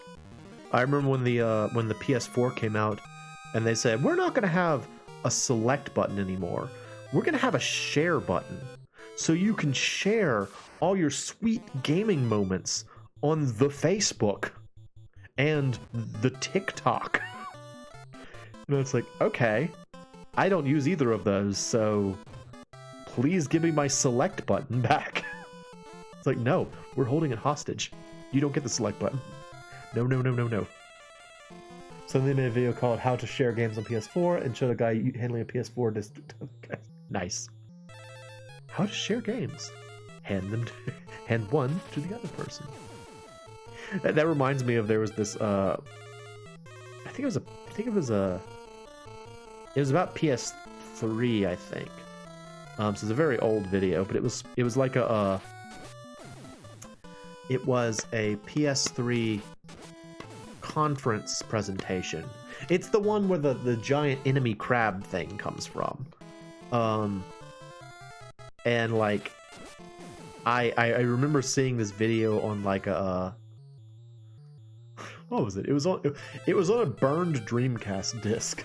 I was like, what? Like I had a burned Dreamcast disc that was just like a collection of random things, and one of them was this video, and it stands out in my mind just because it was so strange to be watching like what at the time, at the time YouTube wasn't really super big yet, and so it was effectively watching a YouTube video on like a Dreamcast, and it was like, this is strange. What I'm doing right now is strange. Because of that, PS4 wins the generation of consoles. Yay! I think it's funny that Nintendo's like, we're not going to compete. We're going to make all our consoles weird so that we don't have to have really high power. We're just going to make weird consoles, and maybe the gimmicks will be enough to let us win. I mean, truth be told, that kind of disparages Nintendo a little bit. I really like Nintendo consoles, but it is true that whereas like Xbox and Sony, or like Microsoft and Sony are like, we just need to have like the best graphics card and the highest processor in this box as possible. That's how we win. And then Nintendo's like, you can waggle the controller. Yeah, most if not all Wii U games are now on the Switch. And as a result, people can play them. Poor Wii U. It's just... the Wii U was a misstep, we'll say. You know? Nintendo's misstepped before. We have Mario, and you don't. They do have, like, the longest pedigree, and they use that. Oh, something. Yay! Yay, I got the white mask. Alright, cool. We finally finished what I've been doing this entire stream. Dang it. Alright, cool. Let's go fix Layla. Sorry, Layla. I know you've been petrified. We're just dragging her by the head through this town. Just dragging this statue around. Don't worry, Layla. We'll get you fixed, lady. We got this covered. Buy a golden needle, you'll be fine. Want Sega to make a console again? I feel like Sega has done very well since they stopped competing with consoles. Like, I mean, they were originally like a arcade machine manufacturer in the first place, and I think once they're like, you know what, we're gonna make games now, it's worked out really well for them. So,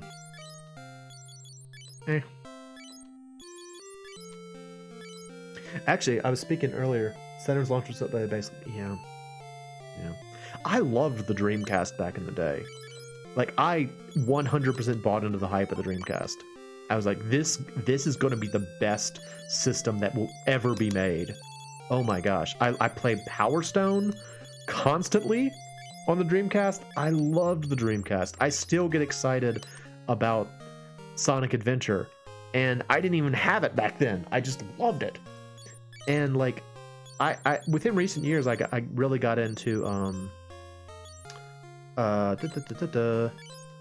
buying Saturn games. Like I've bought a bunch of Sega Saturn games, and like, they're fun, but all of the good Sega Saturn games weren't translated for exactly the reason you mentioned. Like, there are so many amazing, like, whenever I go, like, the game store that I go to, my local used game store, has like a Saturn section, and there were like so many Saturn games that look awesome and are in Japanese, and I don't speak Japanese. And so I'm just like, wow, this sure does look cool. Guess I won't play it. Guess I'll just, you know, not play it. Crazy Taxi got re-released for mobile with ads, which is great. But all the 6-year-old iPad kids can experience such a great game. Yeah. I mean, as much of an old curmudgeon as I am about, like, you know, I like old games. Old games were better. Blah, blah, blah. Don't play the remakes. Play the originals. I mean, I can say that because I have them. You know, it's like I can say play the original NES versions because I have them. You know, it's like a check your privilege kind of thing. It's like, yeah, that's fair. It's great that these companies are especially like, I was talking about Square Enix earlier and how I think that they've kind of come into their own since they started re-releasing a lot of their old material, which is a terrible thing to say, but the fact of the matter is that they've been making games available that didn't have an official release in America. You know, stuff like Seiken Densetsu 3, aka Trials of Mana, aka Stone of Mana is how I refer to it. And that's great because it means people can play that game, and that's a wonderful game. Or like is it Live a Live? Live a Life? I know it's Livealive. You know, that's a game that I never would have expected them to finally release in America, but totally did. You know? It's like I find myself in kind of a weird spot because I can't tell if I'm excited about this recent tendency to like look at old IPs because like I'm old. like I'm excited about them because, like, you know, that was my time period. I love the 90s. Or if it's just because I think those games were better made. I do think that in many cases, older games were better contained and did a better job of like keeping the info tight and not like distracting you with like limitless side quests and stuff. But I mean, on the other hand, like, I don't know. I'm just yammering. That really is all it is. I'm just yammering. I've already used up 22 hours just going through one dungeon. I hate that. My aunt had Soul Calibur Dreamcast for some reason. She doesn't have a Dreamcast that I saw of. So she's just got Soul Calibur for Dreamcast? Does she have other consoles? Or does she just have Soul Calibur for Dreamcast? Because if she has no consoles and arbitrarily has Soul Calibur for Dreamcast, that is the greatest thing I've heard all night. I saw it in the store and I just thought it looked neat. This Keelik man is very attractive. Oh my gosh, that's a lot of damage. You know, it's a shame. I gave your... Oh, she has a spindle of DVDs and Soul Calibur is one of them. But does she have any other games? Or does she just randomly have Soul Calibur?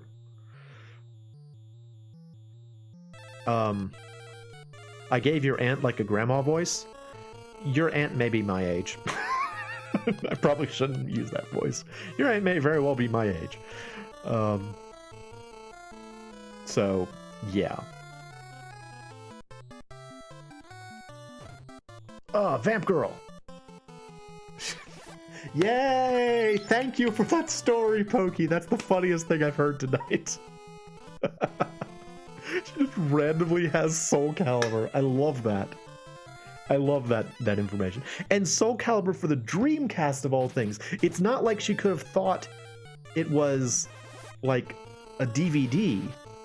No, she specifically had to buy Soul Calibur for the Dreamcast. It's really funny. I like that. Thank you for that. That's a funny story.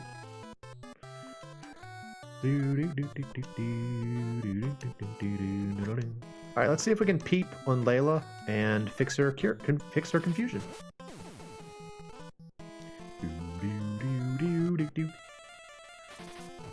Ow! Layla, how can you do this thing to me? Why you do?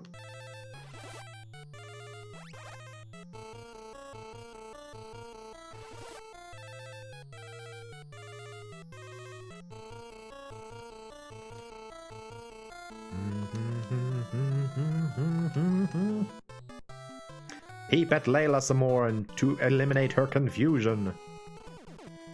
Oh no, now I'm confused. Oh no, Maria's confused. Fortunately, Ed is not confused, so he can continue to peep at everyone else.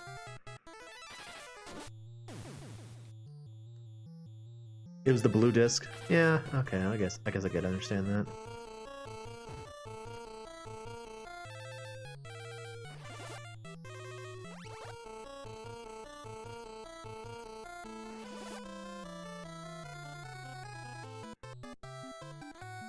Uh-oh. Tie in. Peep at them! Peep! Peep for all you're worth! Ow! Holy crap, she just stabbed the heck out of me.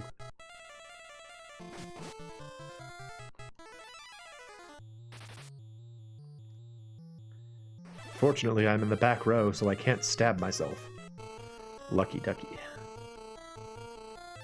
Peep! Peep on her! Oh. Oh, poor Ed. He's just trying to peep, and now the girls are really angry at him for some reason. They're like, what? He's like, why are you so angry? I just tried to peep at you. A copy of Super Mario Odyssey does not have a rating on the front cover. That's interesting. Is that like a rare manufacture or something? I know that stuff like that can be an indication that it's like a rare short manufacturer or like a late manufacturer or something.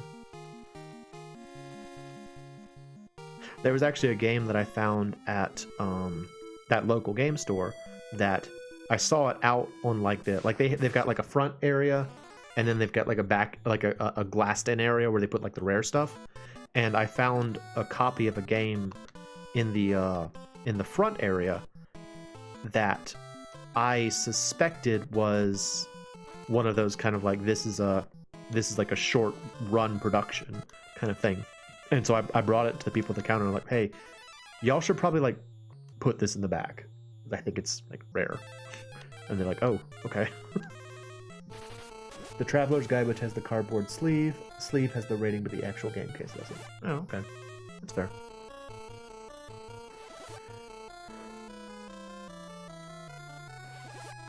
And then there's the Gundam Battle Assault thing. Or like the game Gundam Battle Assault 2. Some copies of it spell the word Gundam wrong. And then others don't. It's just kind of funny when you find like one of the ones that is misspelled. Gundam.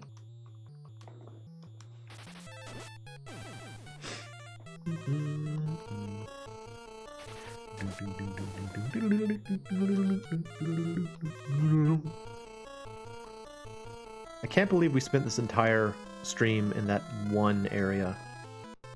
I'm sorry. I'm sorry. I feel like it's because I wasted so much time casting magic. I didn't think it was gonna take that long. I genuinely did not think it was gonna take that long to get through that area. I do though. I did. Took a very long time to get through that area. My mistake. I'm sorry.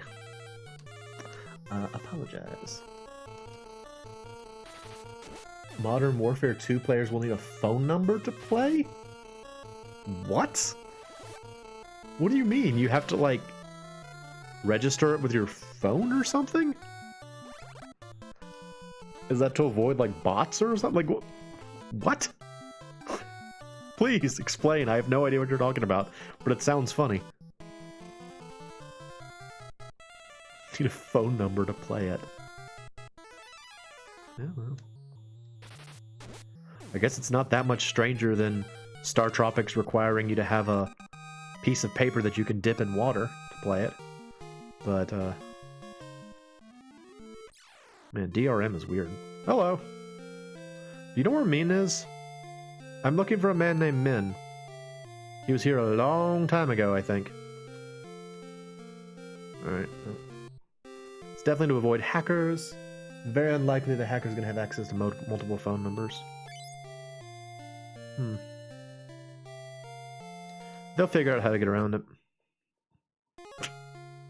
Just put simply, they're gonna figure out how to get around it. I don't know how long it's gonna take. They'll figure it out. Hackers are smart. I remember I was watching Brutal Moose's stream of Shenmue 3. This was the day Shenmue 3 came out. During the stream at some point, someone said, "Good news, everyone! The game is now free. It's been hacked." And I'm like, you didn't even wait a day past when the game came out to hack the game and release it for free. It's just I don't know. I have strong feelings about this idea of something like that, but whatever. I'm not gonna get into it. All right, so let's check the books. Tell me about Ultima. Long ago, the sacred mages created a strong spell to contain pandemonium. It's also the first time they've mentioned pandemonium. They sealed the ultimate magic into a giant tower, fearing its power afterward. Tell me about the masks. Both masks will be utilized on the path to finding the Rod of Legend. The white mask's destiny lies with a maiden of solid stone, black with the lightness of a drone. Oh, that's right. We can do something with the white mask right now. Let's see. Can I learn about this? Yeah.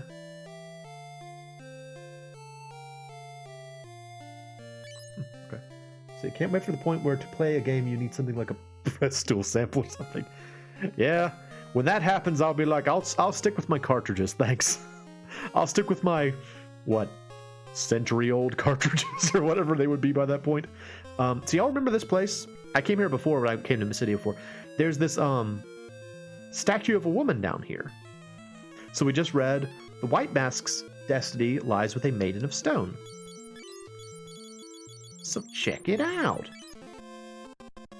Da-da. And I think it opens like opens something. What does it do? It opens something. Doesn't it open something? Hang on. Did I do it wrong?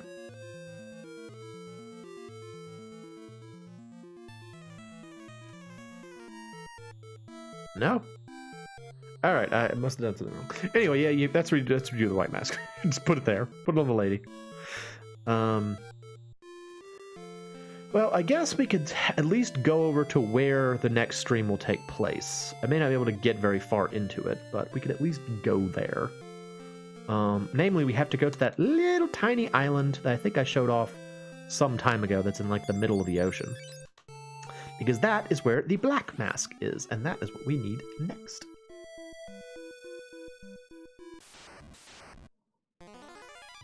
Oh. Hi there. Are you wolves? These are very strange looking. They're very odd looking. They kind of look like they're doing like a shoulder dance, like the beginning of Thriller. Like got one shoulder up, one shoulder down. All right. Yeah.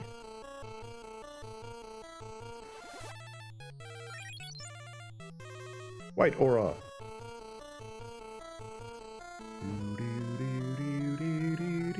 Ooh, envenomed. Awesome. We can try to cure that.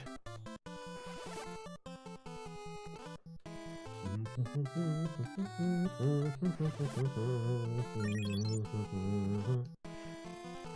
something I realized the other day that I'm a little disappointed about, but I'm a little disappointed in myself for not noticing sooner.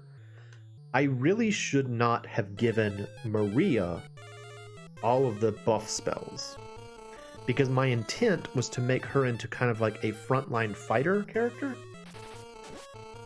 Which means what we should have is someone in the rear guard who casts the spells on her and then she attacks. Instead, we've got a scenario wherein she starts every battle by attempting to buff herself. It was not a good plan. It wasn't the right plan, so I'm a little disappointed in myself for not thinking of that, but I didn't. No, don't cast on yourself. No. There you go. Oh well.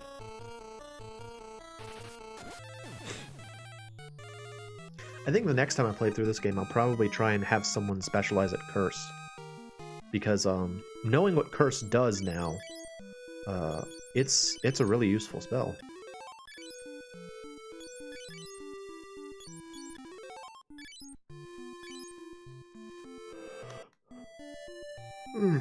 I had no idea it was like Meltdown. Oh, you again, huh?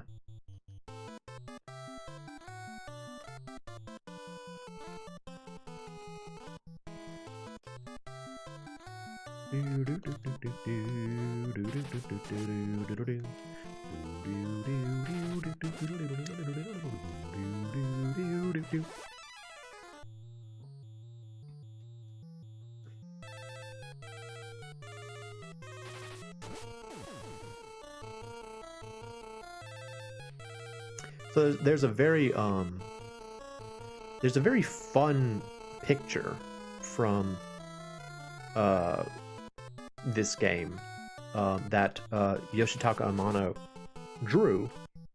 That's kind of like a collage of monsters. It's like just a bunch of monsters like all drawn on the same page, and it's really fun to look at. But it's also fun to see how, in all likelihood, that collage was directly referenced for a lot of the monster designs.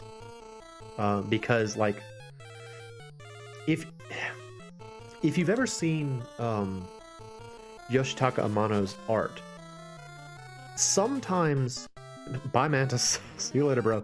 Sometimes Amano will draw pictures where it's like they're really detailed and intricate and stuff like that, and then other times they do like he does like scribbles. And like things look just kind of like whatever. Like if you look at the art for Final Fantasy 3/6, and you look at any of the illustrations of like the human characters, they're all like really intricate and like elegant looking and stuff like that. And then you look at like any picture of Mog, and Mog is just like a scribble. Like every picture of Mog is just like a weird scribble. I don't know. It's funny how there's like this wide variance between like what Amano decides this needs to look good, and then like when he decides this can be just whatever.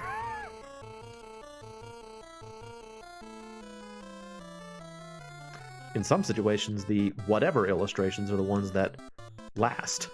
But what you gonna do?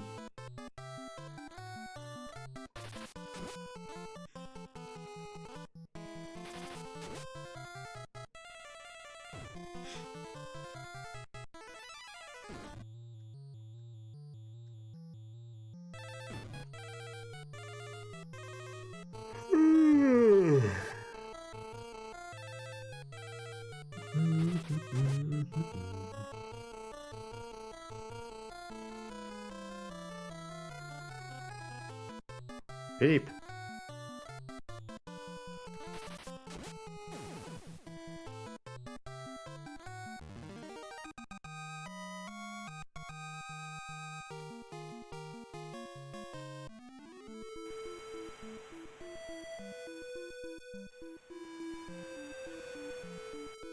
I have cottage right now?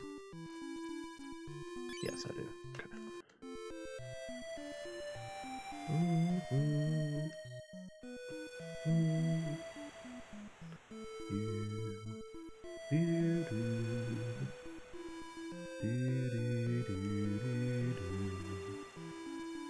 One thing that they did with this particular song in the remakes is they added like, I mean, as was the case with many of the songs in the remakes, they added like an additional part, and I really think the additional part for this particular song is beautiful. It's a really pretty song in its remake.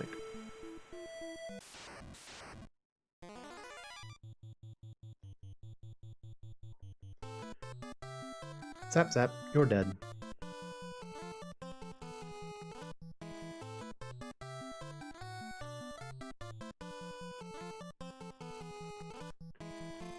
Zzz, zzz, zzz. I want some mozzarella sticks.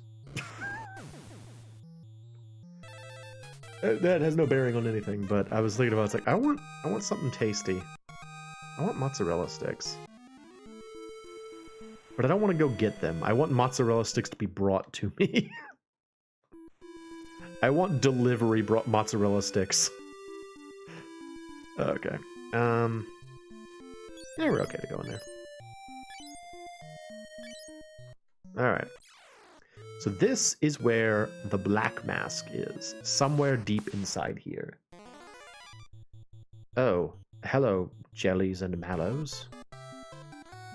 Alright, let's start trying to figure out what they're weak to.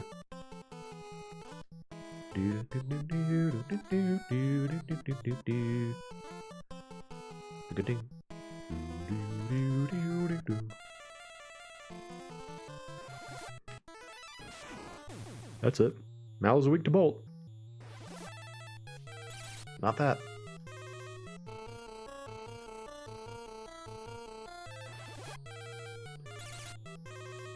Jelly's weak to ice. Alright. Bye. See you later. See you later. They saw us strike that other one with lightning and they were like, nope. Leaving. I ain't sticking around.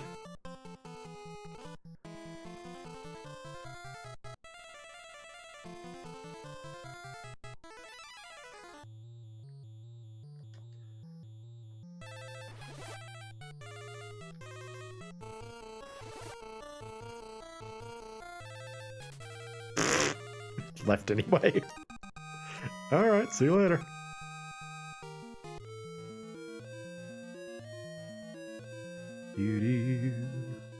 Boy, you can barely see this treasure chest. Really blends in very well. Oh no, the stunners. Bursk. Aura. Peep. Kill. It was like, yeah, sure, I'll do work. You guys just cast buffs on yourself. It's fine.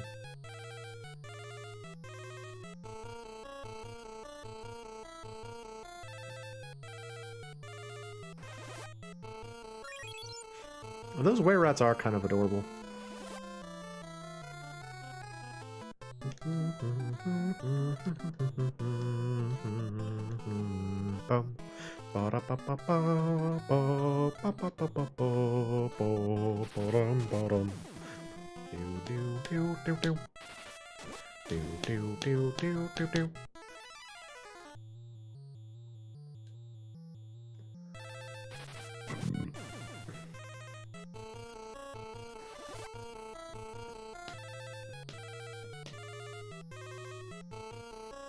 Heal it. Death.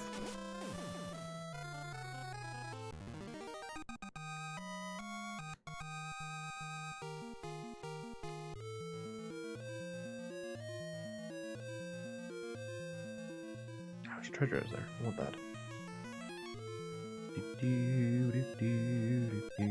I got an X potion. Hooray! I'll use that for my purposes. Well, hello there, slimes. Prepare yourself for magic. Unfortunately, Ed has nothing he can do because he doesn't have either of the spells necessary to fight these things, so I guess just keep peeping on Layla. That's productive, right?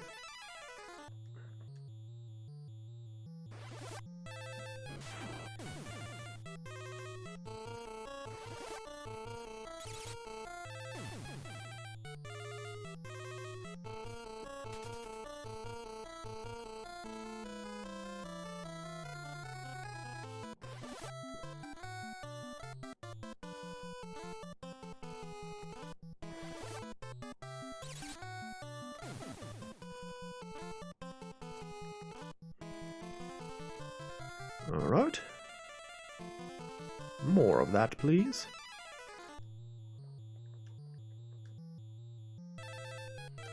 If we keep doing this, if we keep running into these guys, this will be a good dungeon for leveling up MP.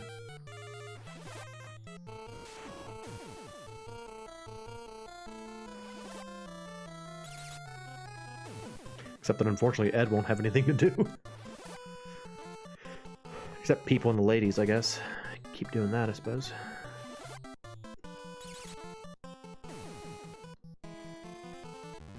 Why is the heal spell called Peep? So dumb. So very stupid. Stupid.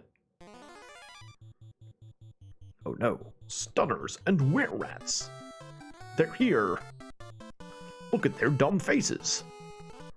As I said before, they're sort of adorable.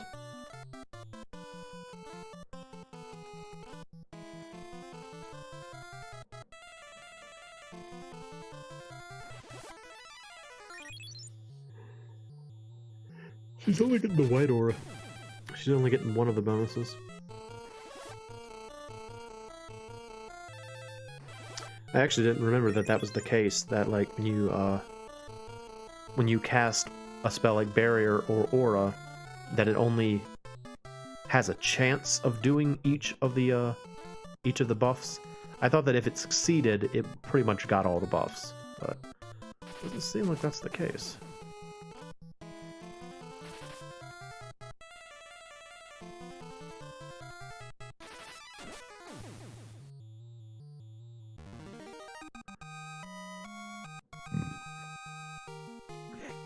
Power up. Another X potion. That's cool. I'm glad they're not still giving me regular potions.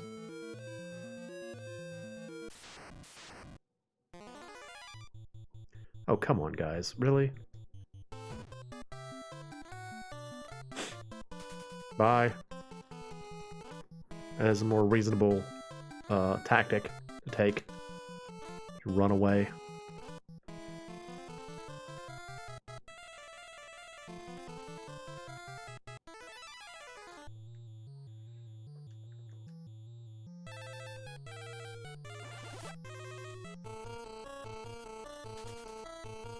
See you later, bro. Uh-huh.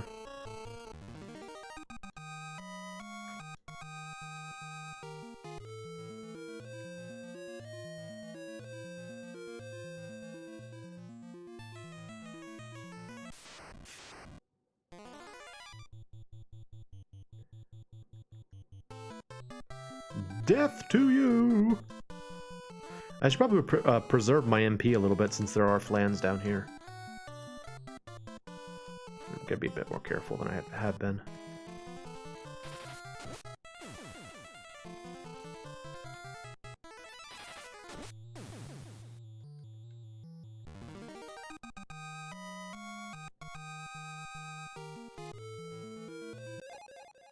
Thread. I think that casts slow when you use it in battle?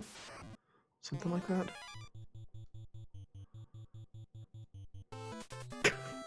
Oh no, they ambushed us! Then they ran away! They saw us and immediately ran away. They're like, I don't know, you guys. They look scary. They just got cold feet right there at the end.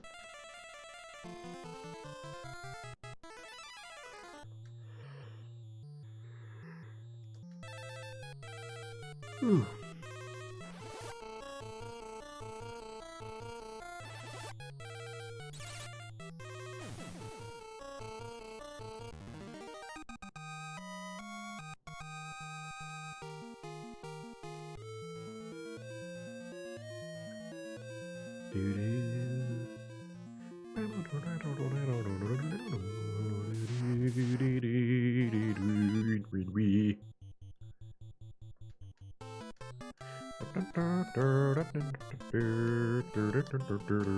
Peep at yourself. Look upon yourself and despair, sir.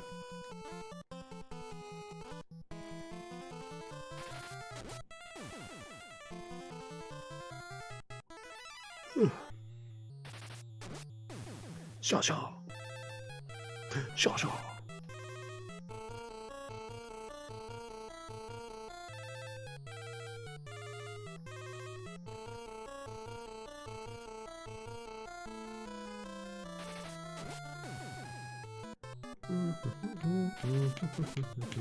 You know, something I was surprised about.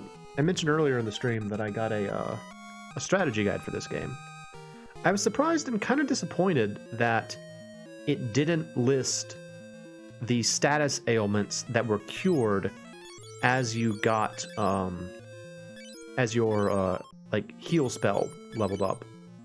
I thought for sure it would do that. This X potions don't heal much of anything. Goodness. Look at that. It didn't even cure 200 HP. That's terrible.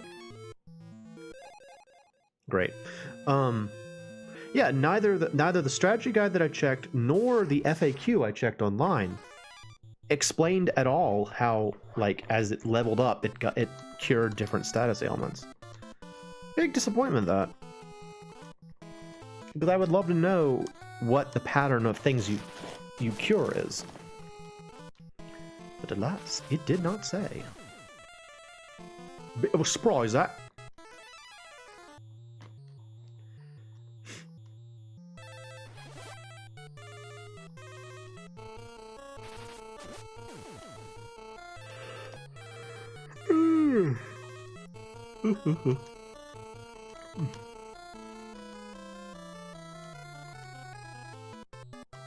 Apparently I'm sleepy because I've been yawning non-stop during the stream.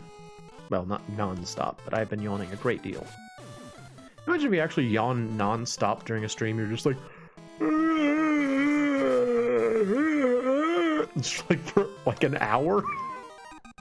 You learn how to do that thing where you like breathe through your nose as you expel air out your mouth, which I don't think is actually possible. Just constant, continuous breathing. How do you do this thing? These are the bolt ones, right? Bolt.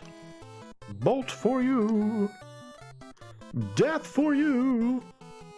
If anybody out there doesn't know what I'm referencing when I say that death for you, there's a, in the game, Katamari Damacy, there is a song, that has a part. It's like a song. The song is in English, but I think that probably the guy who's singing it isn't a native English speaker, and so a lot of the phrasing kind of comes out weirdly.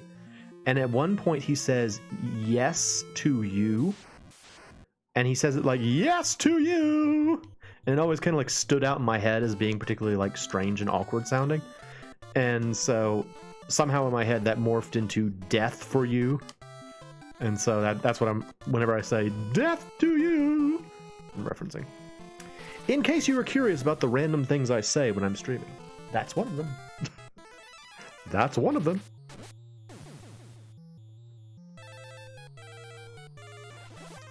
Layla seems to have a high critical hit rate, which is pretty cool.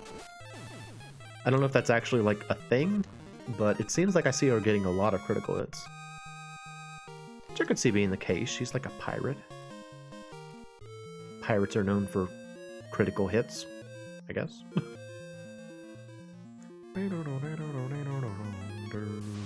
This is a very, like, verdant cave.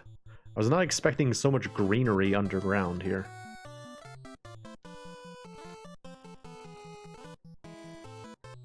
I wonder what the climate of this island is like. Like, is this like a tropical island in the sense of like palm trees and warm sand? Or is it like cold? Because I mean, we're in the middle of like an ocean that I think is on the like at either a low or a high latitude. So I could see it being like a cold island, but the fact that it's covered in greenery makes me think it's probably supposed to be like a tropical island. I do know one thing, these mallows are really, dedicated to running away as soon as they see us. They want no part of us.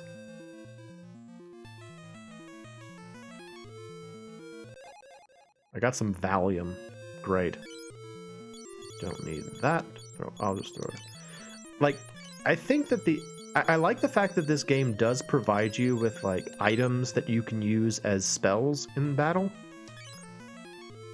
But since you have a limited inventory, it's like question. You have a limited inventory and you can't actually access your entire inventory during battle, which means that you would have to say, like, I really, really want to use this Valium on an enemy in the next battle. So much so that I'm going to carry around this Valium until I get to throw it at somebody. You know, it's like it's cool to see them coming up with new ideas. It's unfortunate because it's just not implemented well at all. And as I said earlier in the stream, I'm not trying to give the impression that there are no problems with this game. There are problems, but every game has problems. I want to show the positives of this game while not overlooking the negatives.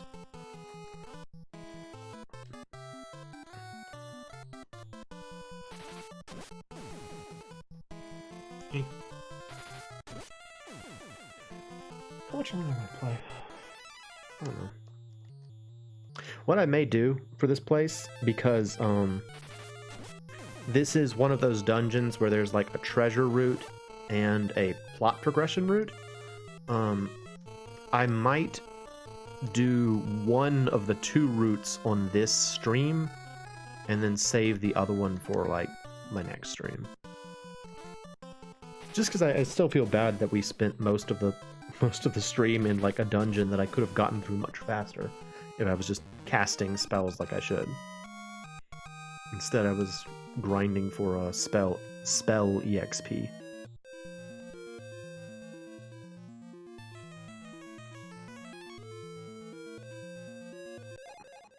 I don't want thread though. I don't need this. Toss it.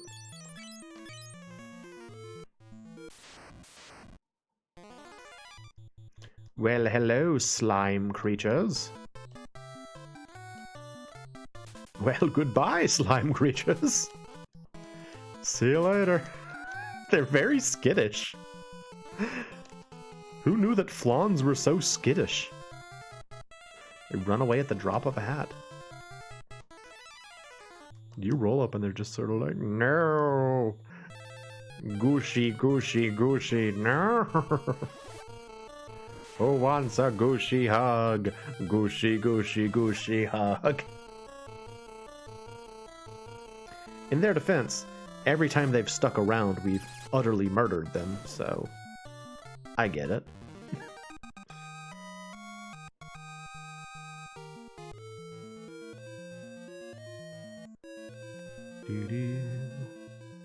Oh no, the green is a darker shade of green. That's how you know we're deeper in the caverns. Bye. See you later. Everything is scared of us. All the monsters here are scared of us. I don't know if I should feel flattered or kind of upset.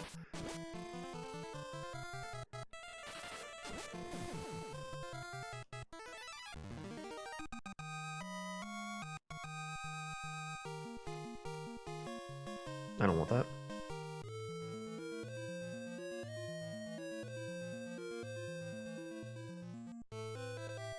Oh, what? I'm here now. Shy Guys. What? You're silly. My mask is the best. My mask is the best. My mask is the best. My mask is the best. What? Hi, where am I? Oh, so you want a mask of your own? There's a pretty black one somewhere below, I heard. Yeah? You're silly. This is completely unexpected. I didn't remember that there were, like, mask people here. We found a village of Shy Guys. Who? What? Oh, ooh. Oh, you only sell spears and axes. I don't use either of those. This is ruby armor. Let's see if that's good.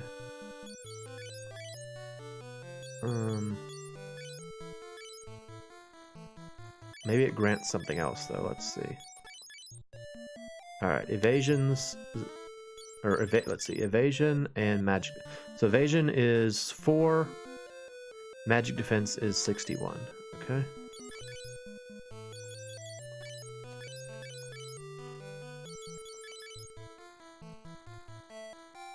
So it boosts my evasion, but it doesn't really boost much else.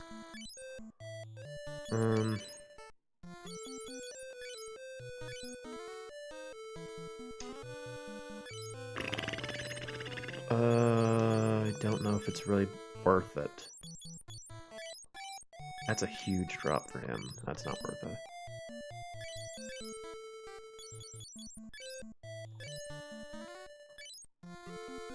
It might be worth it for Layla.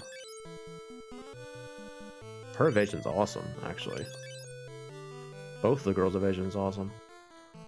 I don't think it's worth it for anybody else, though. I'm gonna sell this. Get rid of that.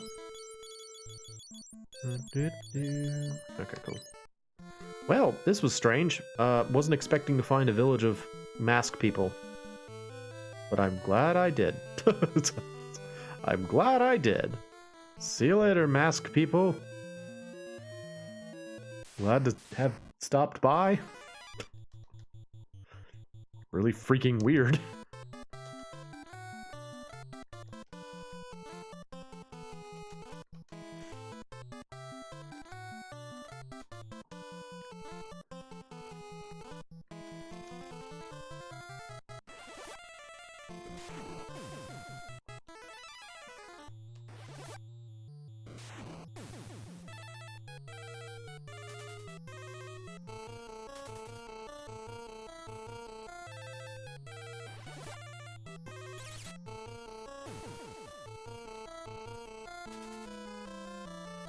Yeah, the Mallows get it. They run away immediately when they see us. They're like, no, no, no, no, no. Adventurers? No way. Not gonna bother with that. I got Mallow things to do. I can't be bothering with any adventurers.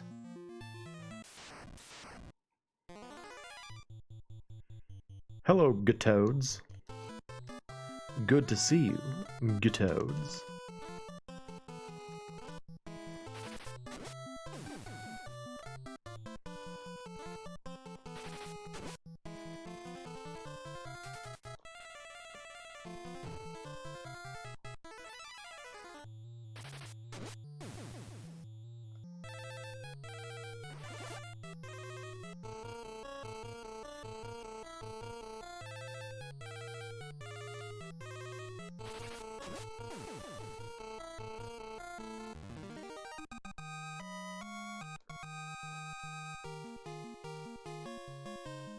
I don't need an antidote. Come on, guys.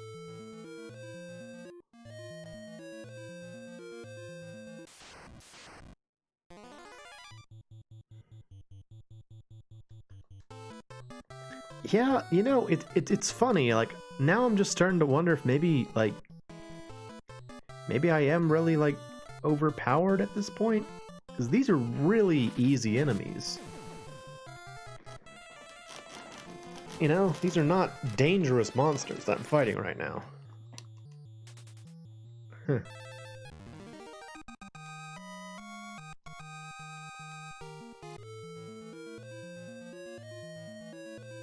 It's like, it's very difficult to figure out if you're like, oh, arrow spell. Nice. I don't really have anybody that needs to learn it, but it's cool to get. Like, it's hard to figure out if you're on level in a game like this because your stats are constantly like fluctuating. So, you know, there's no real way to say like, oh yeah, you need to be level whatever to go through this dungeon. It's just like, you need to be about this strong. It's like how it's not explicit in the game, but in Romancing Saga 3, events that happen are based on the average HP value of your party. So you know, you find events just kind of like when the game interprets you as having at least enough HP to survive in them. This game probably has something similar. Another arrow spell. A little odd. Here's the arrow spell. Here's another copy of the arrow spell. No, come on. There you go.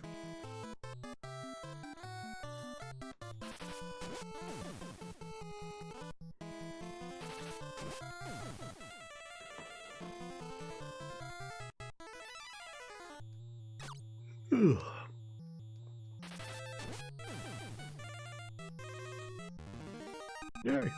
Yay! What is this? Blind. Okay. Finding a bunch of books down here. That's weird.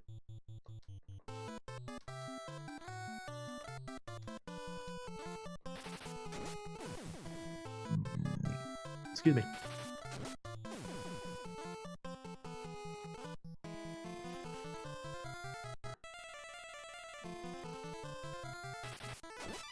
Still thinking about cheese sticks. The thought has not left my mind. I guess I could go to like the grocery store and get some of those ones you heat up in the toaster oven. Those might be okay. I just want something savory, you know? You ever get that way where you're like, I really want like a savory food right now. I've got an AV for savory food. Oh, that's another one. I was talking earlier about like phrases that are unique to like a family. AV is one that we had in our family. It just sort of means like a desire for. Like you're like, I want an AV for ice cream. Did you want ice cream? Funny thing about a lot of those phrases that like I don't even know how they're spelled. I would guess AV would be like ENVIS, maybe envie. Because it's my mom is well, she comes from a Cajun family, and so I'm just gonna throw this away. It's such a shame to throw away the arrow book. I love it so much, but I don't need it anymore. And so a lot of like her stuff is like French Cajun, or Cajun French rather. Great. So I've never really known how to spell envie. Another one that I had no idea how to spell until my mom like wrote it out once, and I'm like, that food is mokshu. Have you ever heard of mokshu? It's like a corn dish, and I, in my childlike chicken brain, assumed mokshu was spelled MOCKSHOE, mock shoe. It's actually spelled MACQUE space, I think it's SHOUX, mock shoe. It's like a Cajun word. I was like, oh my gosh, I really had that wrong. I thought it was a fake shoe. I thought the dish was named after a fake shoe. I didn't know better.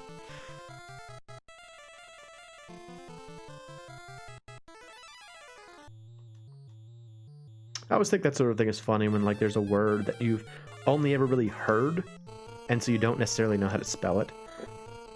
Like for a long time, that was the wrong spell. These things are weak to bolt. For a long time, I thought the word prejudiced was spelled PREJUDIST,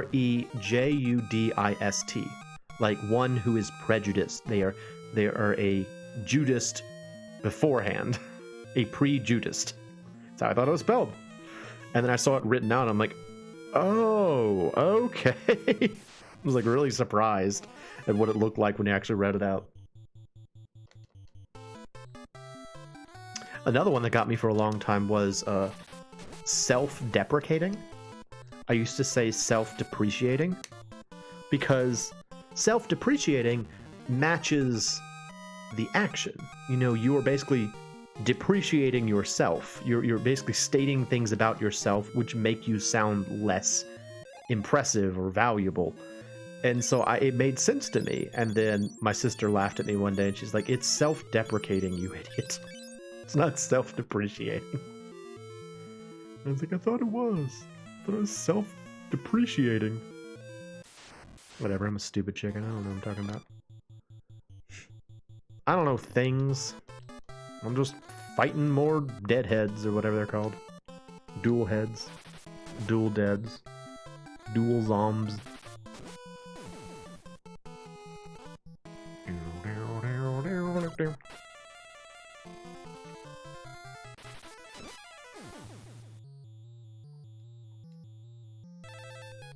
Unrelated, but semi-related to something I was talking about earlier with Amano's drawings. If you ever go back and look at like the monster illustrations from Final Fantasy 1 and 2, there's a surprising number of monsters that are just sort of like a humanoid male without any clothing on.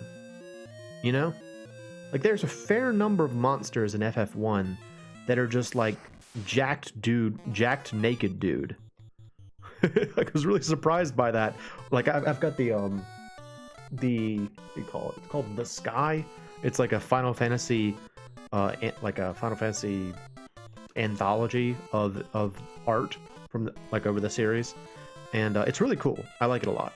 I especially like it for the games that were like where the illustrations had already been taken over by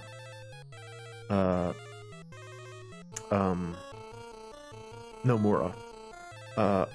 But if like when you go back and you look at the early drawings from like FF1 and FF2, it's like so many like just random pictures of like naked guys. I'm like, come on, man, put some clothes on these people, please. Like it's almost never like explicit. Like it's not like full frontal nudity. It's just sort of like naked guys with their nethers and shadow and stuff like that. Just seems like most of the monsters that he came up with for that one game were like, troll, barbarian, ogre, naked man. It's like, I couldn't think of anything else, I'm sorry. Just gotta keep drawing pictures of naked dudes and claiming they're monsters. Giant. Behemoth.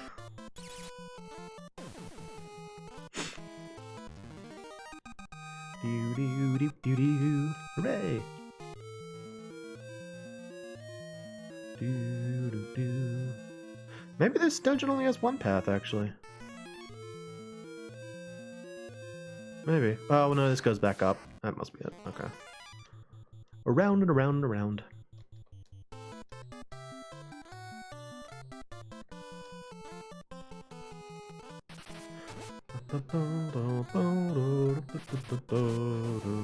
We're getting so much more done now that I'm not just wasting every fight with lots of magic casting.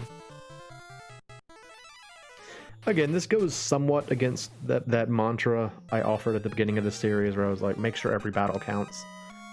At some point, it's worth it to just, you know, actually use your accumulated strength and move forward.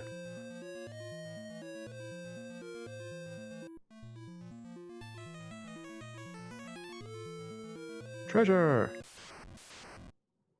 Never mind, I gotta fight this toad first. What's up, toad? Hello! Dead now. Nope, still alive. Dead now.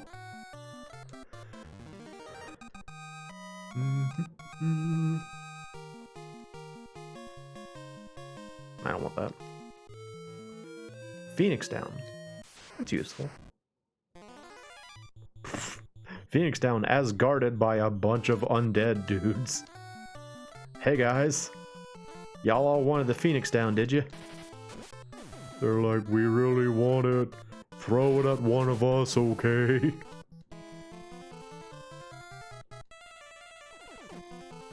Oh good, Ed gets to do something. Ed, cure her blindness. Make the scales fall from her eyes, Ed. Do it.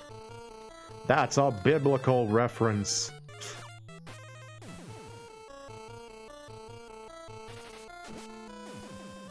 Oh no, am I slow? Ed's going before me. Is my speed terrible now? Oh no, I gotta check that.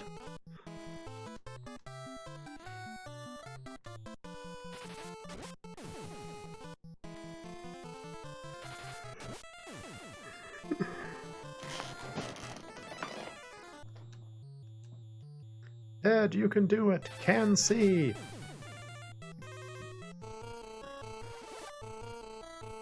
Yay! See, that's what you want. You want for the heal spell to work reliably.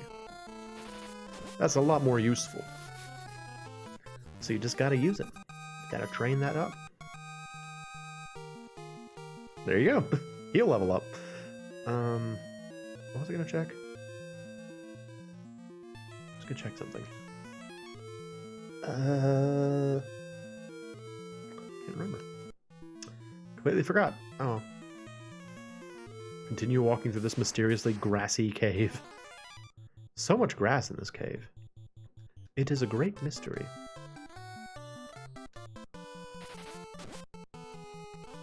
Oh, I was gonna check my speed. That's right. See if Ed is faster than me. I'll be very sad if Ed is faster than me, actually. Because, he's supposed to be slow.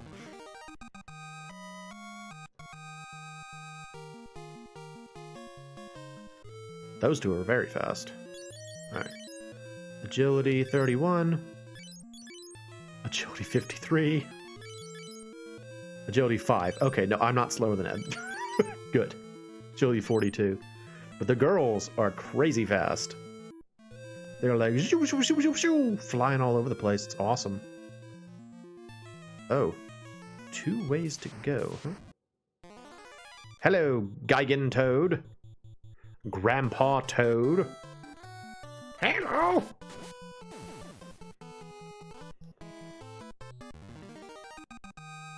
You know what's really weird? If you go back and you play like Mario Party for like Mario Parties 1, 2, and 3, and you hear like the old Toad voice, and then you think about like the new Toad voice, they're really different from each other. Old Toad was like really high pitched, and like new Toad is like rough sounding.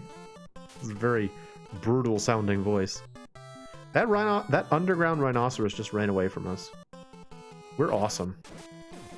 Scaring away all the underground rhinoceroses.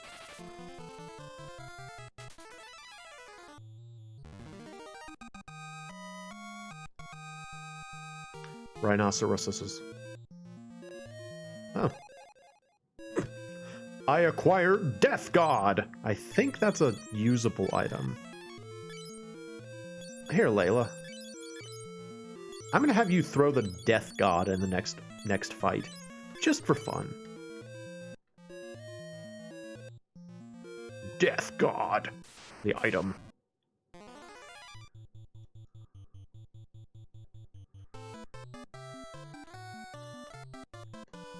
Y'all ready for Death God? We're gonna cast it. Weezer gonna throw that Death God, see what it does. Death God!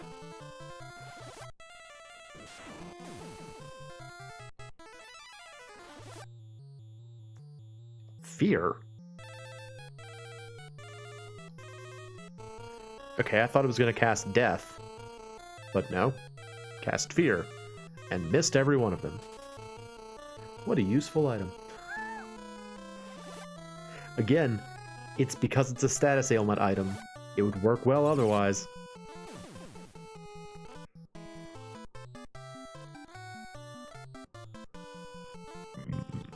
Ugh.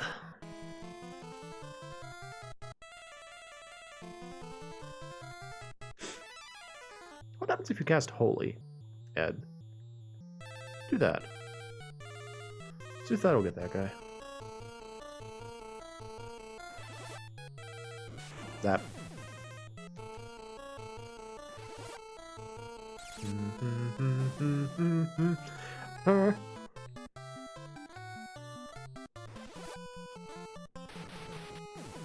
is respectable damage. Okay, Ed, you just start doing that then.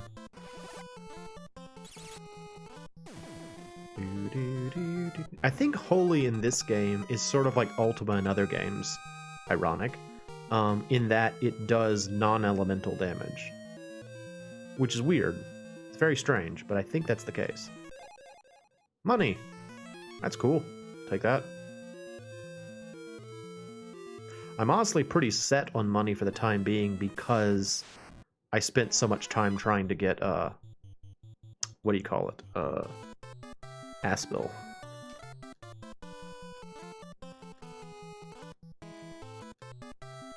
Nope, nope, nope, nope, nope.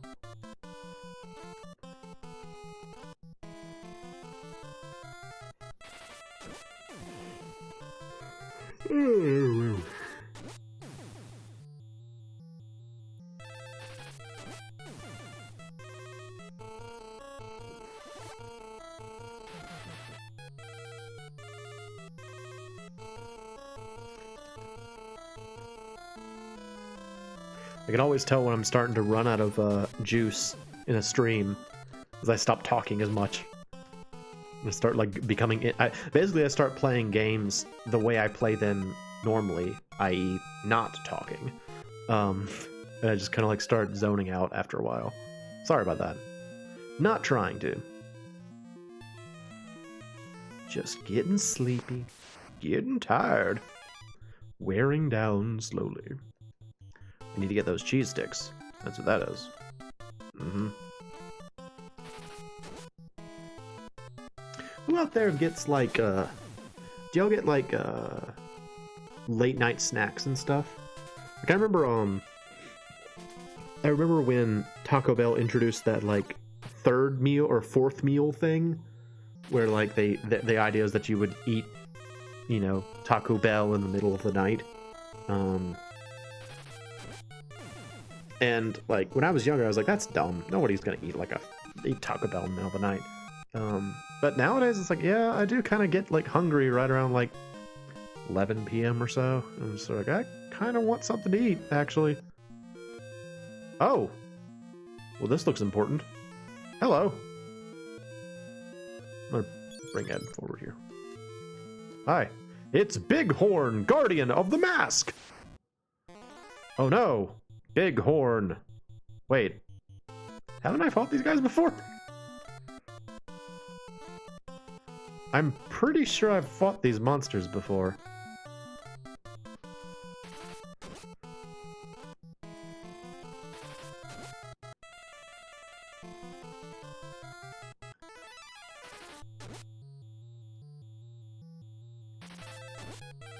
Yeah.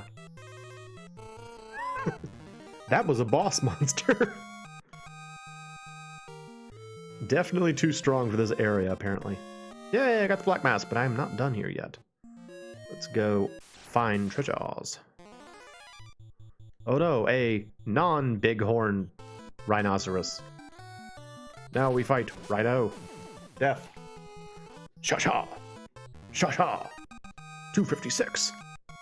Sha-sha, 512. Oh no, Maria got stupid. Her brain got smoother. Got that smooth brain going on now. So slippery, so shiny. Hello, slimes. Welcome back, slimes. I see you have returned from the depths. I'm going to cast magic on you now. Feel my burning purpose. Yes. I'm trying to remember now where I fought the bighorns. Was that in the desert near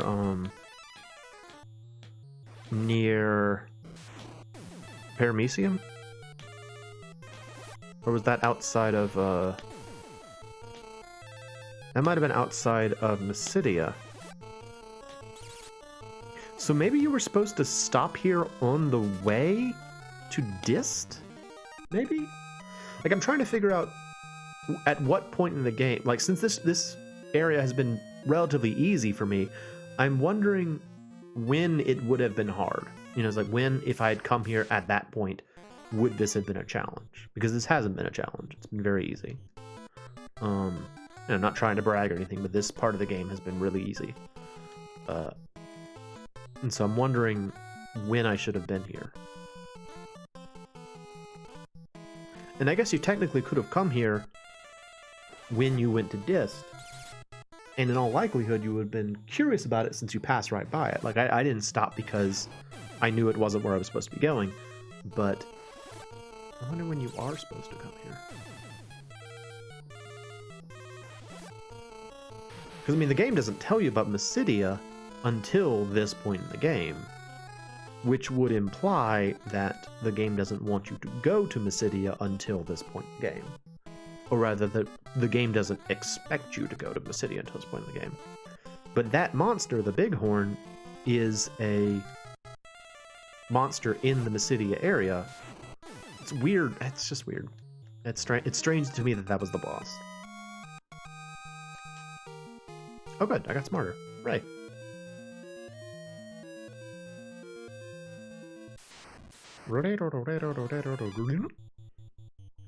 Well, hello, Gigantoads.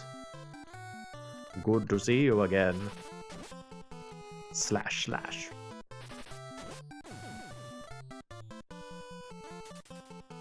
Honestly, I do sort of wish Layla stayed in your party for the rest of the game. I guess that's a spoiler. She doesn't. Eventually she leaves your party.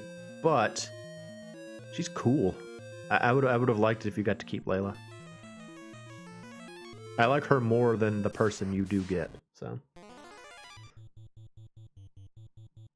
Astute viewers out there can probably guess who the fourth party member is, but we won't get them for a while.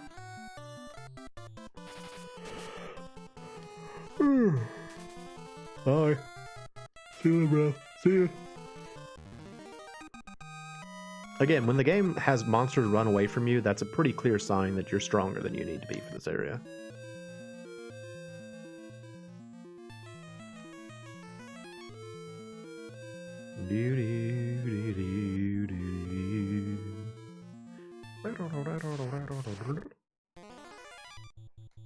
Gigantoad!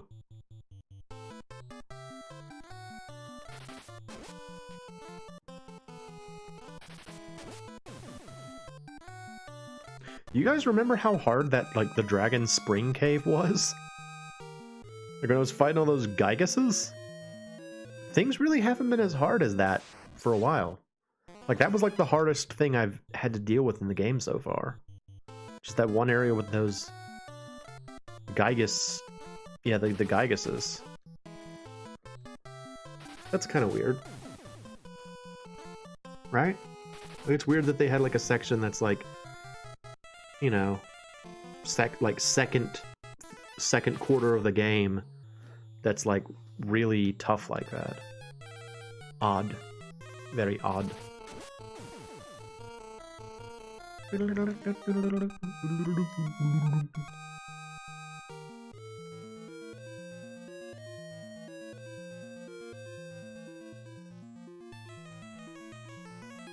Alright, treasure chests. Let's see, I think my inventory's full, yes.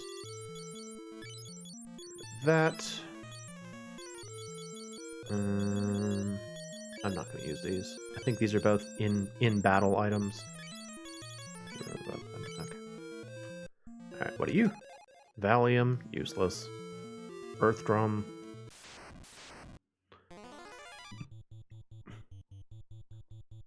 Look, the dreaded defenders of the Earth Drum.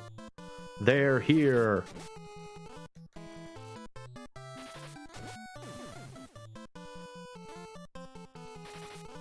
Thank you for your service.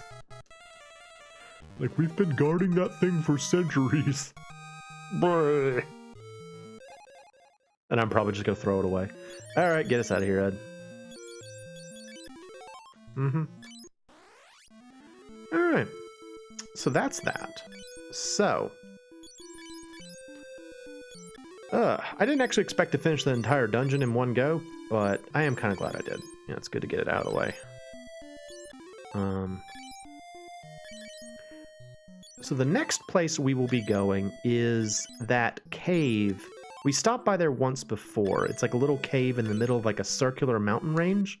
I went there and like fought Marlboros. That's going to be our next location. And we use the black mask to get past like the first floor of that dungeon. So that's where we're going to go next. But that will have to be for the next stream. Because my throat is hurting and I still kind of want cheese sticks. So I'm going to go take care of one or both of those things. But I do hope that y'all have enjoyed the stream. I really enjoy playing this game.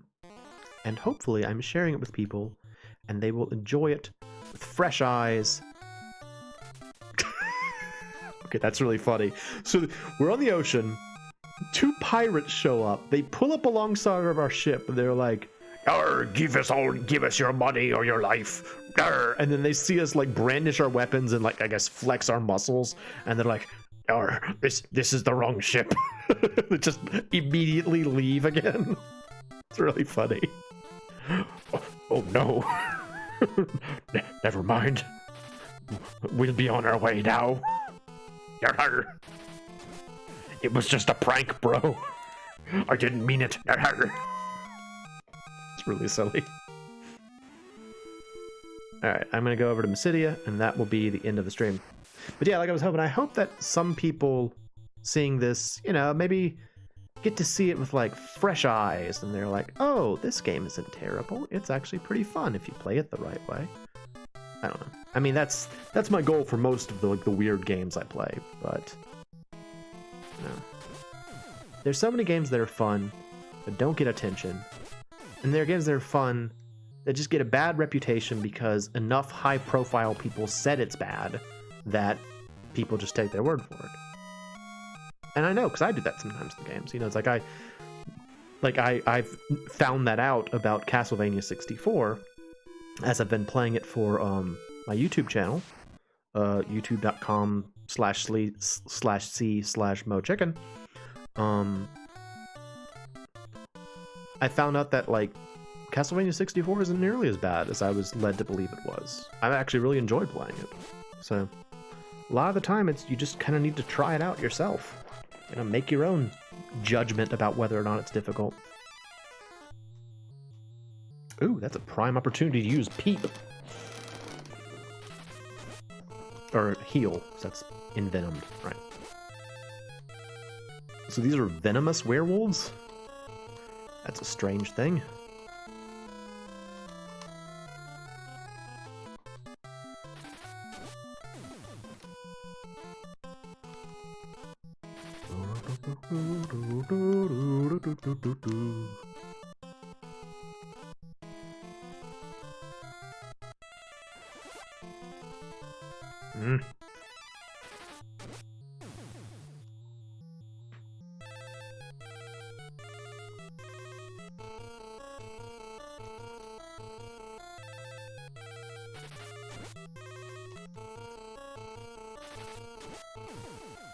Ed has almost 2,000 HP. That's ridiculous. Alright, Ed, fix it. Thank you.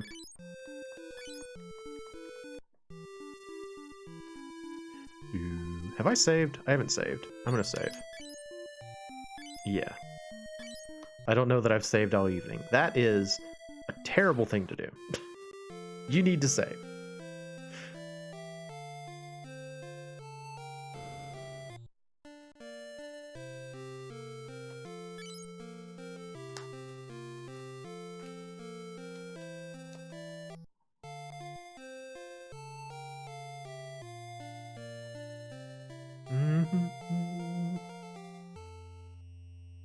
I want to try and use the black masks and white masks with the books to see if I can like look them up.